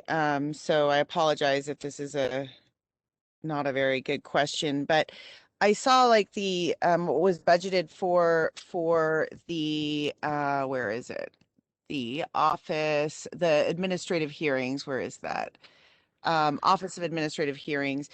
it was considerably lower than, the previous year's costs. And we know that a lot of our bigger cases are going, that from years back are finally like coming through the court system. And I just wondered how that number 134,000, how that was so low in the projected budget, or I just wondered if, are we going to keep doing that, or are we going to be able to budget for that a little bit better in the future? That's it. And that's actually a great question. So when it comes to these appropriations for the budgeted amounts in that current year revised column, like you referred to the 134,000, that wasn't something that we sat down at the beginning of the fiscal year and determined that that is the amount we're going to allocate for that particular line item. That's an amount that, because the way the budgets are built, as far as I know, they build on the previous year's budget. So 134,000, unless there's some sort of adjustment made to accommodate increased costs for that, or like a baseline budget adjustment, which would allocate more money to that particular line item. Unless there's something like that, that 134,000 is going to stay. So that's just the way the budgets are made. As far as I know, they have to build upon the previous year, and unless there's any sort of adjustment made, they're going to stay that way. So even though 134,000 might not be an accurate reflection of OAH's actual expenditures, that just happens to be the appropriated amount in the system, and then that's why we have that on display here. But what ultimately really matters at the end of the day is that if a line item like that is expending more than the appropriated amount, which is why it's red in that last column, the good news is that there's plenty of other line items that are absorbing those over expenditures for Office of Administrative Hearings. And that's why we still have a 922,000 reversion at the bottom. Vikram, I think I'm hearing a really bad feedback from you. I'm not sure if anyone else is hearing that. Yeah, I don't know why it sounds like it's echoing a little bit. I think it's stopped. Whatever you did, it stopped. Oh, okay. Well, yeah, sorry about that. So unless Dr. Bradbury has additional questions, it's going to be Ms. Bowler, Dr. Nolan, and Ms. Inez. Kathy. Good morning. Thank you, Vikram. Nice to see you again. Yeah, I was going to ask the OAL costs as well, and thanks for explaining it. It just seems to me maybe long-term budgeting. I kind of like to see a budget that hopefully will, at the end of the year, be borne out, even if there's, so it'd be good to, I don't know where we do adjust, but it's clear that our OAL costs in the last few cycles and now this year are in the 220,000 range or whatever the heck they've been. It seems to make sense going forward that might be considered to change that budget item.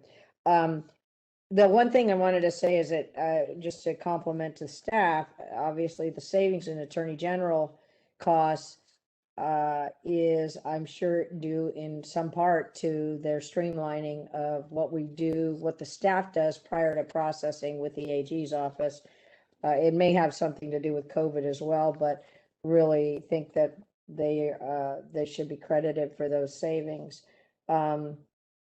And that was it. I think in the travel side, the last few years we've done, because of limitations in costs and budgeting, we have done many board meetings in Sacramento, which has lessened the travel costs. And of course, the last year and a half, we've done no physical board meetings. So when it goes back up, I think you're right, depending on the governor and the boards and everything, DCA, if we do start traveling again, that may change a little. But anyway, thank you for this. I appreciate it. And that was my only comments.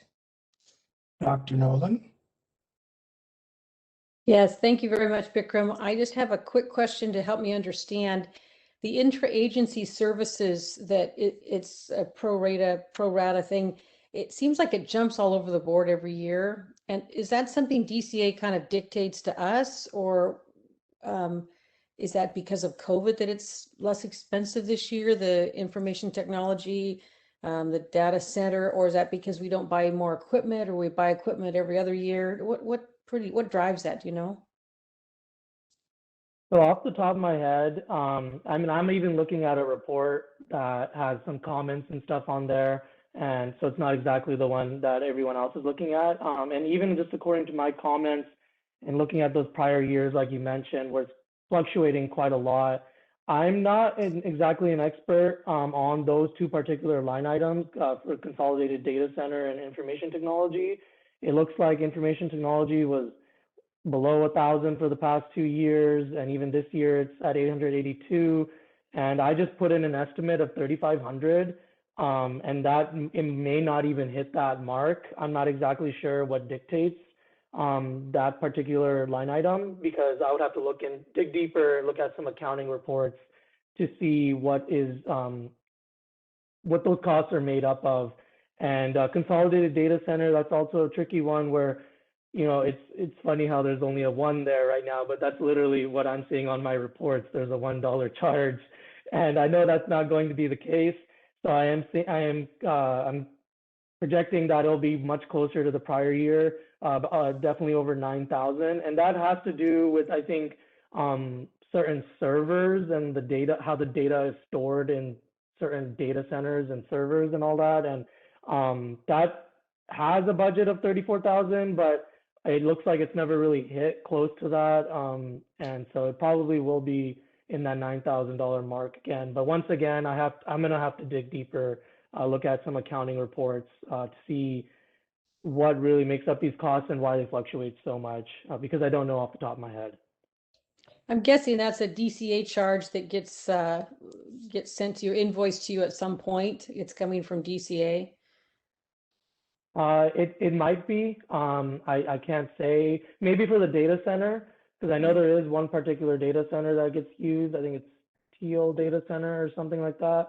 And but information technology, that usually has costs that deal with software, hardware, and so if there's any sort of upgrades or maintenance going on for those types of items, then that's where we usually see information technology costs hit.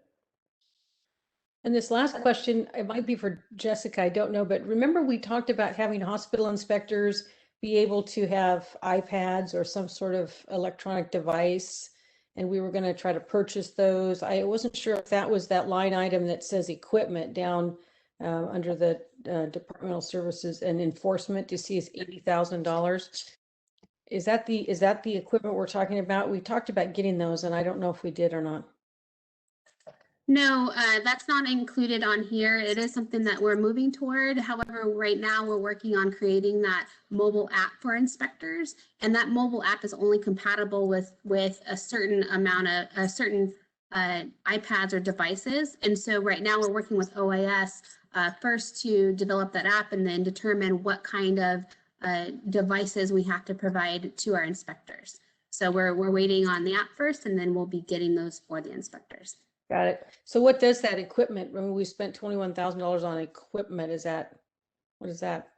So for this year, we purchased laptops for those staff that didn't have laptops. And we purchased the laptops with the video cameras in them so they can all be teleworking. Okay, thank you. And thank you, Vikram. Of course, yeah, no problem. Alana? This question is actually for Jessica. We've saved so much money in travel costs.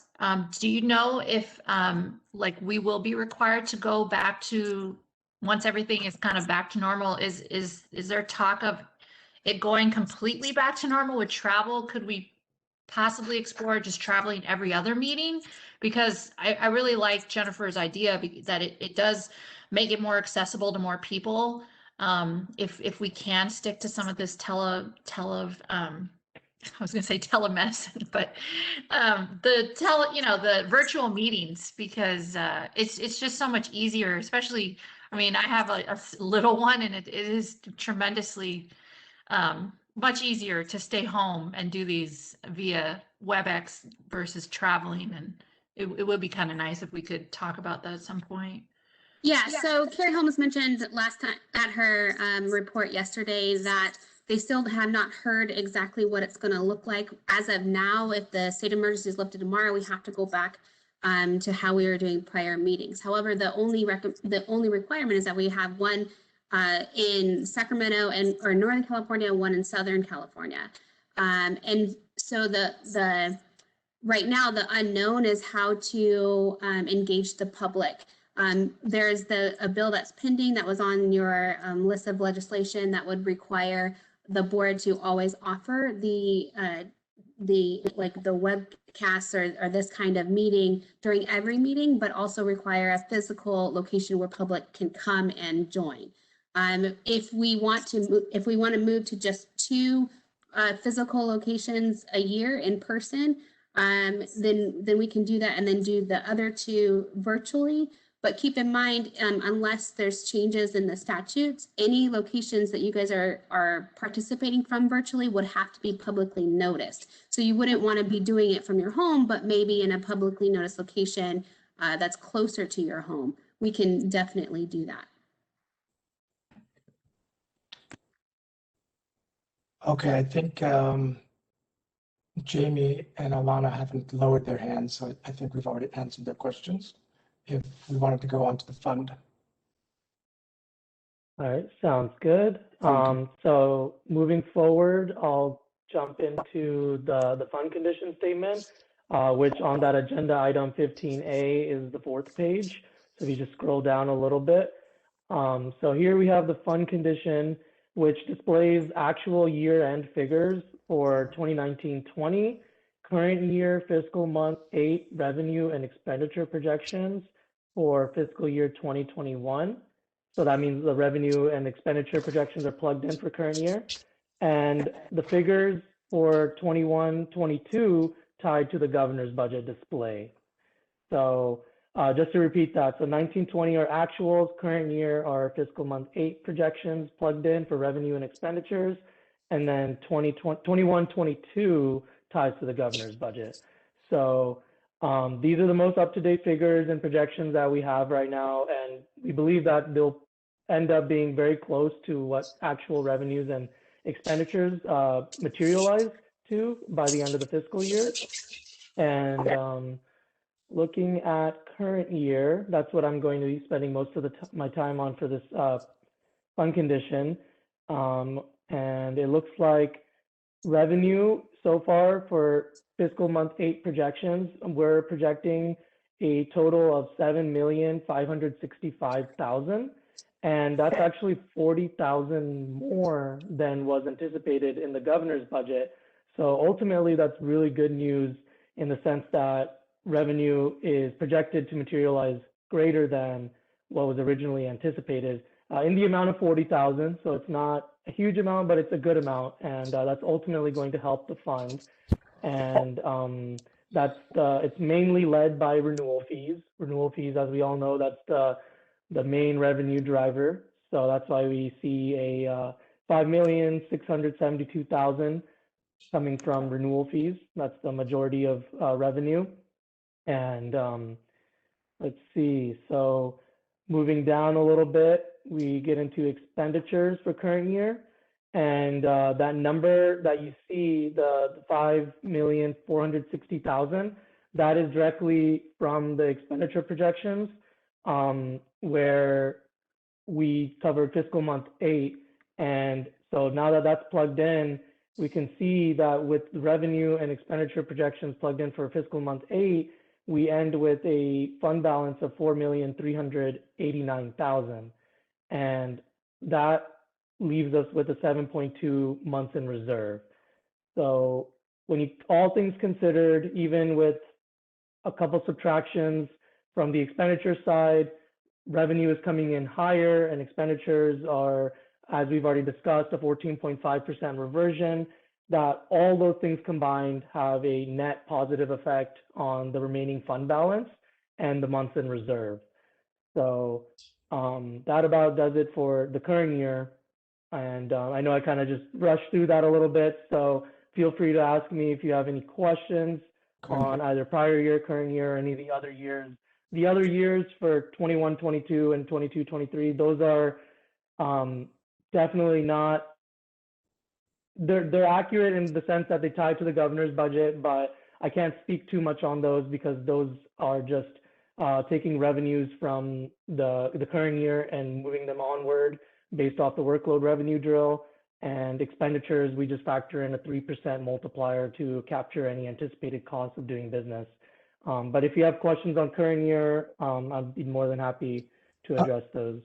Does this current fund condition reflect us making our temporary positions permanent? And does it also reflect the loan we gave to the general fund? To the first question, as far as I know, this fund condition does not reflect those positions becoming permanent, or the funding, I should say, becoming permanent. As of now, that funding is set to fall off with the way the BCPs were approved. And if the board would like to pursue making the funding for those positions permanent or seeking any other additional resources through the annual budget process, then those will be accounted for in future fund conditions when that time comes. But right now, when it, as far as budget year and budget year +1, those tie to the governor's budget. So they don't account for any additional resources as of now. And your second, the loan to the general fund. And then your second question for the general fund, as you could see, I kind of skipped over it, but that 321,000 that you see being subtracted out for the general fund, I do believe we briefly covered it at the meeting 3 months ago, which was just shortly after the governor's budget being released, and that's where that 321,000 came from. So that is actually from the director of finance, and so the director of finance has the authority to use control section 3.92, which the 321,000 was an amount that was transferred out of Veterinary Medical Board's fund to the general fund as a loan. So it will be paid back with interest. I believe I've been hearing it's going to be paid back in 23, 24. That's something I can confirm. So that would be budget year +2. And because this fund condition doesn't have budget year +2, that's why we don't see that 321,000 being plugged back in with interest. So that would be plugged back in budget year +2 once that loan is paid back by out of the general fund. And that 321,000 does equate to it's equivalent to the employee compensation reductions that were completed or implemented in the current year. So it's not just some made up number. It's equivalent to what was already taken out from employee comp reductions. And but that money will come back. So in the future fund condition will see that. Oh yes. and the revenue is based on current fees, not on any fees changes that we've discussed at this meeting. Right, I believe so. It's with the current fee structure, with that emergency fee increase that took effect, I believe, January 2020. So that's why for the prior year, we saw revenue increase for that second half of the fiscal year. But in the current year, we're accounting for the revenues that are currently in place for the entire fiscal year. So they don't account for any other increases as of now. Kathy? Thank you, Mark. And you asked my questions as well, mostly. I guess I'm confused. I didn't realize, I thought the loan that was provided to the general fund this year, I thought it was the 321. I thought that did not get paid back unless the board was going to go insolvent or if there was some dire issue. But you're saying it does come back to the board in a few years out. So yeah, the language that I'm looking at right now, it's an internal budget office document that I'm referring to. It's our governor's budget release memo, which we do annually every time the governor's budget is released. And I'm looking at that particular blurb regarding this control section 3.92 general fund loan.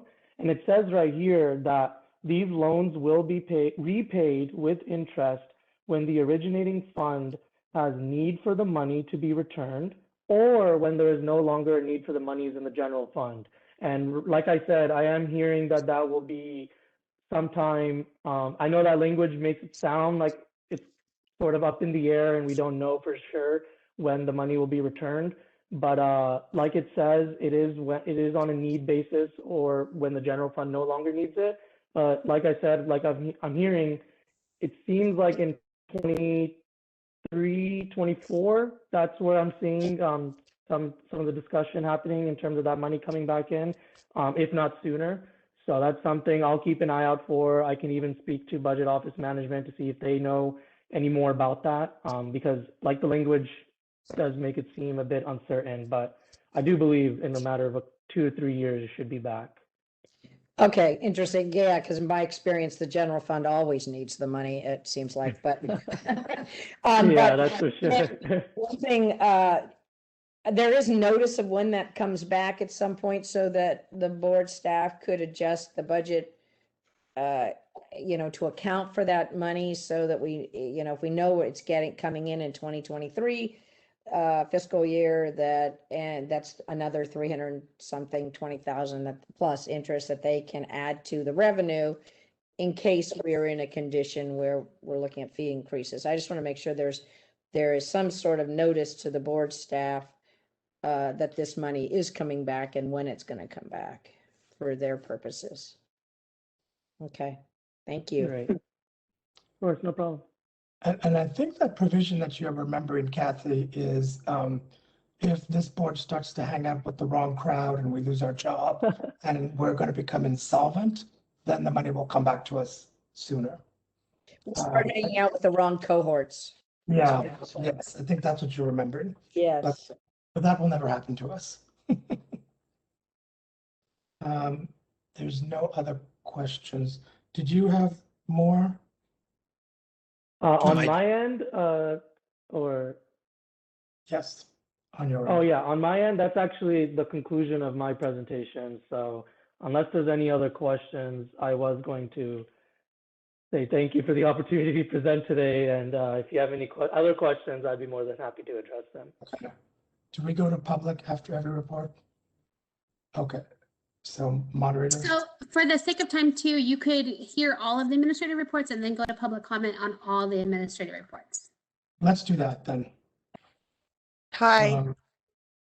Sorry, I think that he has to go to another meeting. I don't know if that's the case, so I don't know if we want to just do him and then. You're right. Okay. Thank you for reminding me. We're done with Vikram. So now we have all the other executive management reports to go through. So it'll go back to Tim. Yeah, what if a member of the public has a question for Vikram? Oh, okay. Yep. We can ask questions. Sorry. Okay, so let's just open it up to the public before he has to go. This is the moderator. We have opened the Q&A panel. If you'd like to make a comment, please click on the Q&A icon on your screen. Type "I would like to make a comment" into the text field and submit that to all panelists.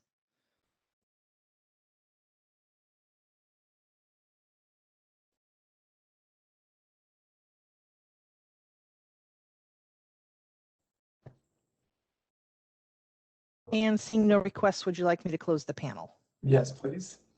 So now we'll try to hear the rest of the reports in 15 minutes and then see if the public has any questions.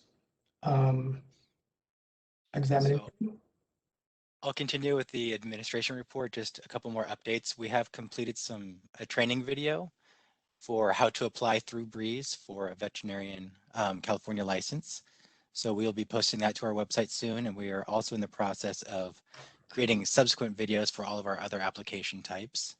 We are streamlining our email accounts, of course, to save money and get better access to the public, to the people who can answer their questions. And similarly with our phone lines, we are working with OIS to eliminate our in-house phone tree system and move to a Microsoft Teams system, which will be accessible to everybody at their computers. The DEC does have currently does have somebody in their program, and their next meeting just got scheduled in early June. And that's all for the admin report. Thank you. examination. And for the examination report, again, we've paused examination development because of the elimination of the California State Board. We have our pass rates posted in the memo. They're still pretty high for our NAVLE and CSBE, which is good news for us. We're doing well. RVT statistics, we do anticipate May being the month that we will get imported scores electronically for the VTNE, which will be great. We should be able to provide some more meaningful data, I think, and up-to-date data for you once that does happen. And the RVT probation school programs hasn't been updated because we haven't completed the school year, but we wanted to update the numbers as we received them. And similarly for the school inspection programs. Examination was easy for now. And then our licensing, we still do receive a lot of contacts regarding the fingerprint requirement. However, I do expect that to decrease because the fingerprint requirement for renewal was implemented in Breeze, I believe in May of 2019. So we've now hit our 2-year point where it should have captured all of our licensees. So we will hopefully be getting fewer contacts on that, and we will decrease our processing times for those renewals because everything will be automatic now. Let's see, and for the CSBE, again, we are removing that as a requirement, which will be good for all of our stakeholders. We do get a number of calls. We've had to make some clarifications. Apparently students were being told that the CSBE would be removed in July of this year. However, we've had to clarify that it has to go through our sunset process and will be in January at the earliest. Licensing performance measures, we have received more applications, but this is through a natural swing of things I've noticed in my year here is there's kind of an uptick as graduation and school times happen. And then there's a slowdown when we get closer to summer with our application types. And again, we are seeing much more increased usage of Breeze because that is a primary application type for all of our people for renewals, address changes, name changes. We are encouraging them to use that system. And we're also trying to update Breeze to allow our candidates and licensees to add documentation themselves through their application portals, so through their accounts, instead of having to email us directly and wait for us to update it. So those are some process improvements we are looking to implement to increase customer access to their system and reduce processing times. I'm still hearing some reports of people who say that the board is not answering the phone in regards to their applications for a license. Why are people still saying that? I'm not sure. That's something I have to talk over with my staff. We have been short-staffed, so we do. I don't have a good excuse for that or a good reason for that. We should be answering our phone calls and returning them in timely manners. Yeah, and that's something I've been following up with staff on, and to make that a priority. I know you have. I know it's been challenging, but it's still the perception that a lot of people have. Yes.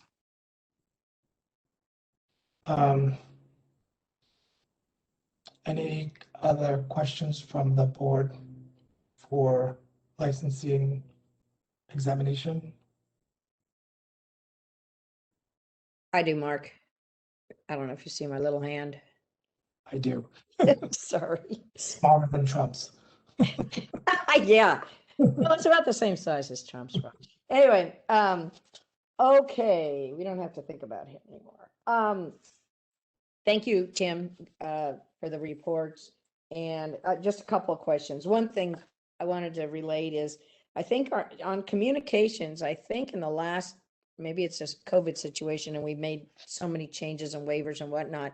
I really feel like that we have supercharged our communications. I'm hoping with stakeholders and licensees from the vet board in terms of emails about updates, your new tools, you know, the who's who in the vet office type things, but waivers and all the rest. And I'm hoping people are looking at that. And I know you're posting it on the website, but I've just seen a lot more communication from the board. As a member of the public, obviously I'm a board member as well, but I signed up a long time ago. So I'm hoping all the licensees are doing the same thing. So wanted to communicate that. I have a couple of questions on the licensing stuff. So just, I don't know if there are any answers, but I was surprised at, and again, this could be COVID related to some degree. The first quarter 2021 numbers where the vet, and this could be graduation, but vet numbers were down 17%. Premises were down 24%, if I read your report correctly. I just wonder if you have any ideas why that is. They seemed high to me.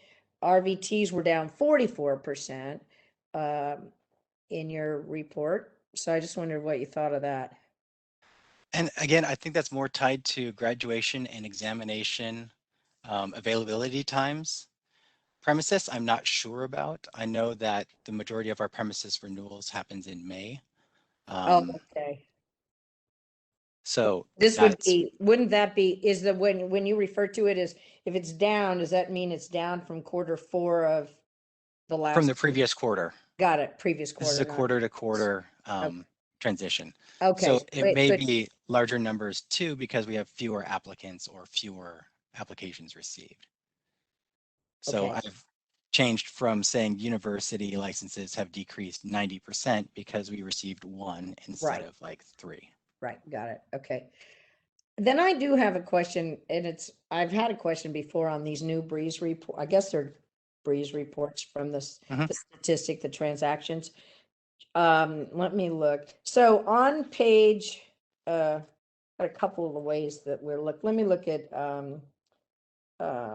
the RVT licensures. It's on page 3 of your report, of that printout. Am I reading this right? The average in January, the month of January, the average paper cycle time is 204 days. Which report are you looking at? I'm looking at the RVT licensure application subset. Oh. On the monthly application statistics, individual transactions report. Okay, so that 204 days? Yeah, 204, yeah. So my guess would be that I'd have to look at it, but it was probably an old application that we did not set a milestone on. A milestone is something we use in-house if we are missing documentation and we communicate to the candidate that we need additional ones. So it would have been counting the entire time that from when we received the application and payment until they were approved. Okay, so on the average online cycle time is 63 days. And we received almost all of them online. Well, all of them online, no on paper. Is that, I mean, I know that seems long to me, but is it longer? I assume it's longer than you want it to be, but I just want to make sure if I'm reading these numbers correctly. Yes, you are reading them correctly. It is from when the application is submitted until we touch it. And again, it's incumbent upon staff to mark when they do touch the applications for review and communicate to the candidate any deficiencies, or we approve them to test. So just to add a little clarification, it's from the date that the initial application comes in to the time that we actually issue that license for the RVTs. And so that's going to cover the exam request. And so this transaction is combined with the exam request and then the license request.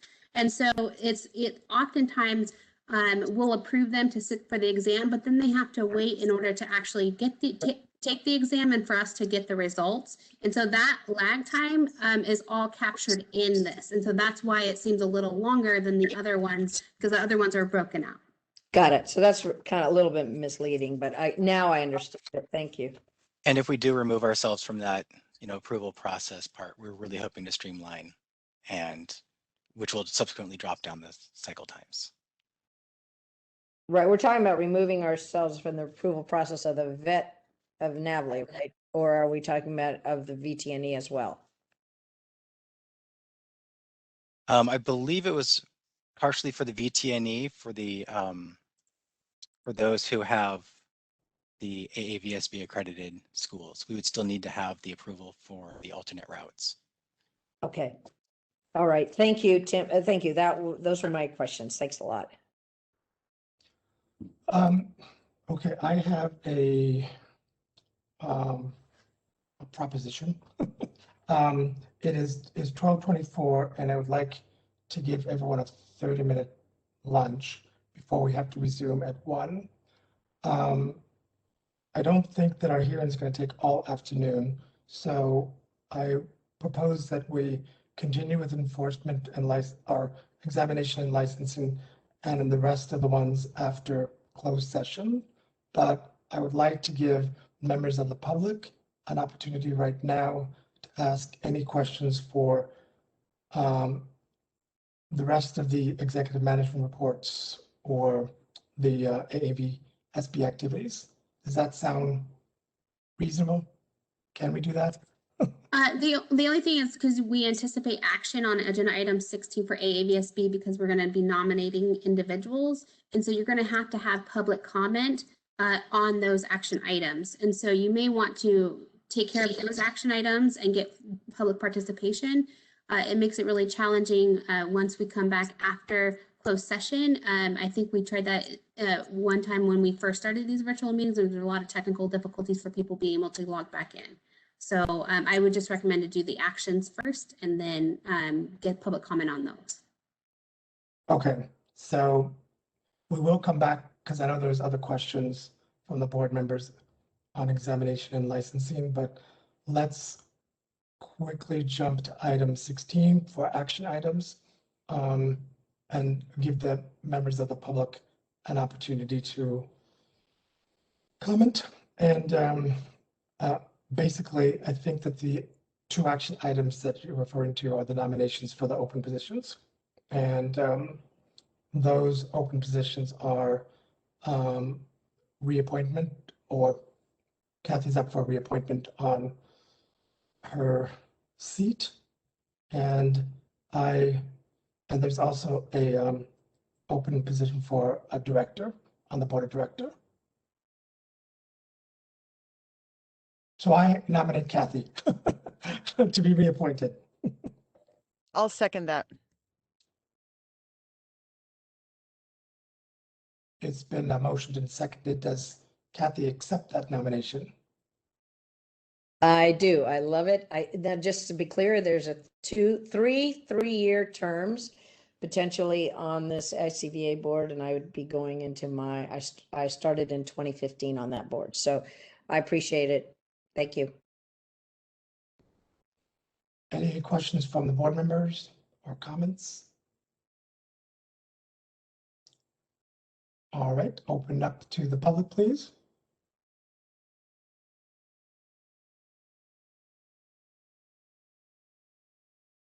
This is the moderator. We have opened the Q&A panel. If you'd like to make any comments, please click on the Q&A icon on your screen, type I would like to make a comment, and submit that to all panelists.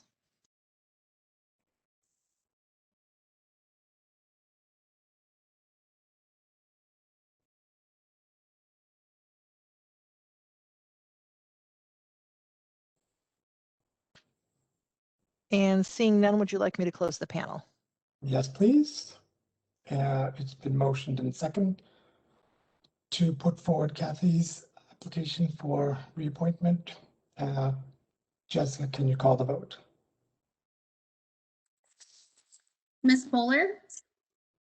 I probably should recuse, right? You can vote for yourself.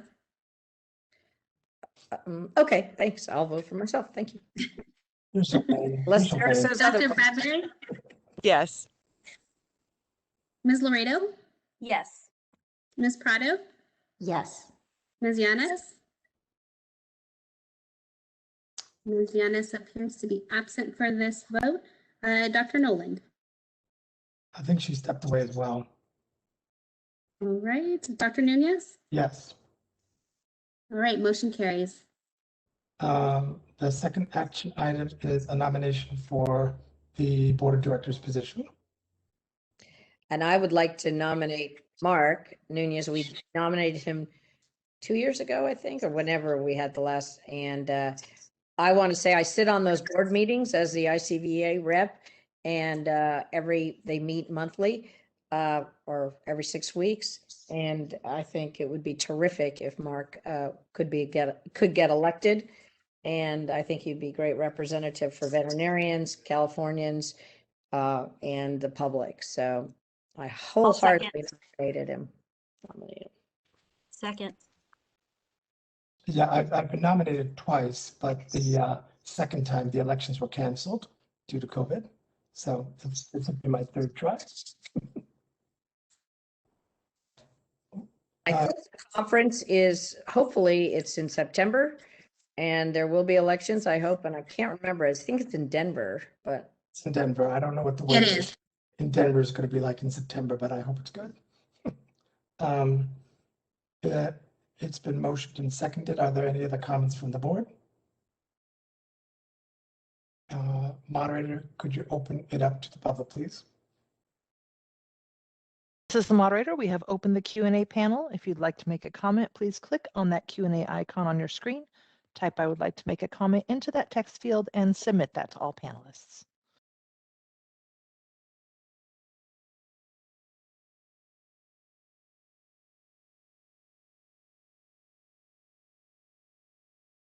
And seeing none, would you like me to close the panel? Yes, please. It is closed. Motion and seconded. And Jessica, can you call for the vote, please? Ms. Fuller, Aye. Dr. Bradbury, Yes. Ms. Laredo, Yes. Ms. Prado, Yes. Ms. Yanis appears still to be absent. Dr. Noland is still absent. Dr. Nunez. Yes, and thank you all so much. I'm truly honored. Motion carries. Good luck. Third time's a charm. So everyone is invited to come back after closed session. And I know that our audience is very technically savvy, so I have every confidence that they will come back if they want to come back. But I would like to open up really quickly to the public if they have any questions that they were waiting to ask in regards to the remaining executive management reports. This is the moderator. In case they can't come back. This is the moderator. I've opened the Q&A panel.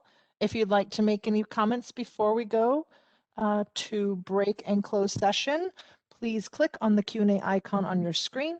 Type I would like to make a comment into the text field and submit that to all panelists.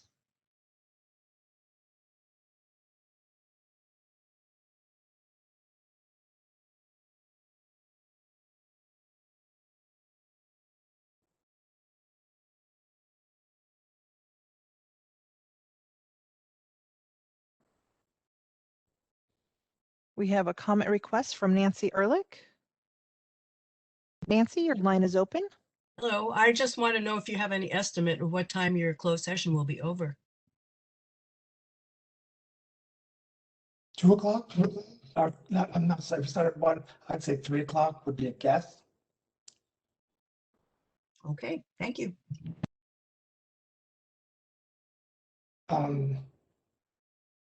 Seeing no additional questions, do you want me to close the panel? Yes, please. And if people do want to come back, they will just need to keep checking and see if we're out of closed session, or is that how they do it? Well, and just to clarify for all the members of the public too, we are going to go to lunch and then come back for still open session and hear the petition. Then after that petition, the board will go into closed session. And then after closed session, if they want to hear the reports, they'll need to just keep checking the website and for when we're back live. Right, or they can see the webcast as well. Okay, then let's break for lunch and be back here at 1 o'clock, please.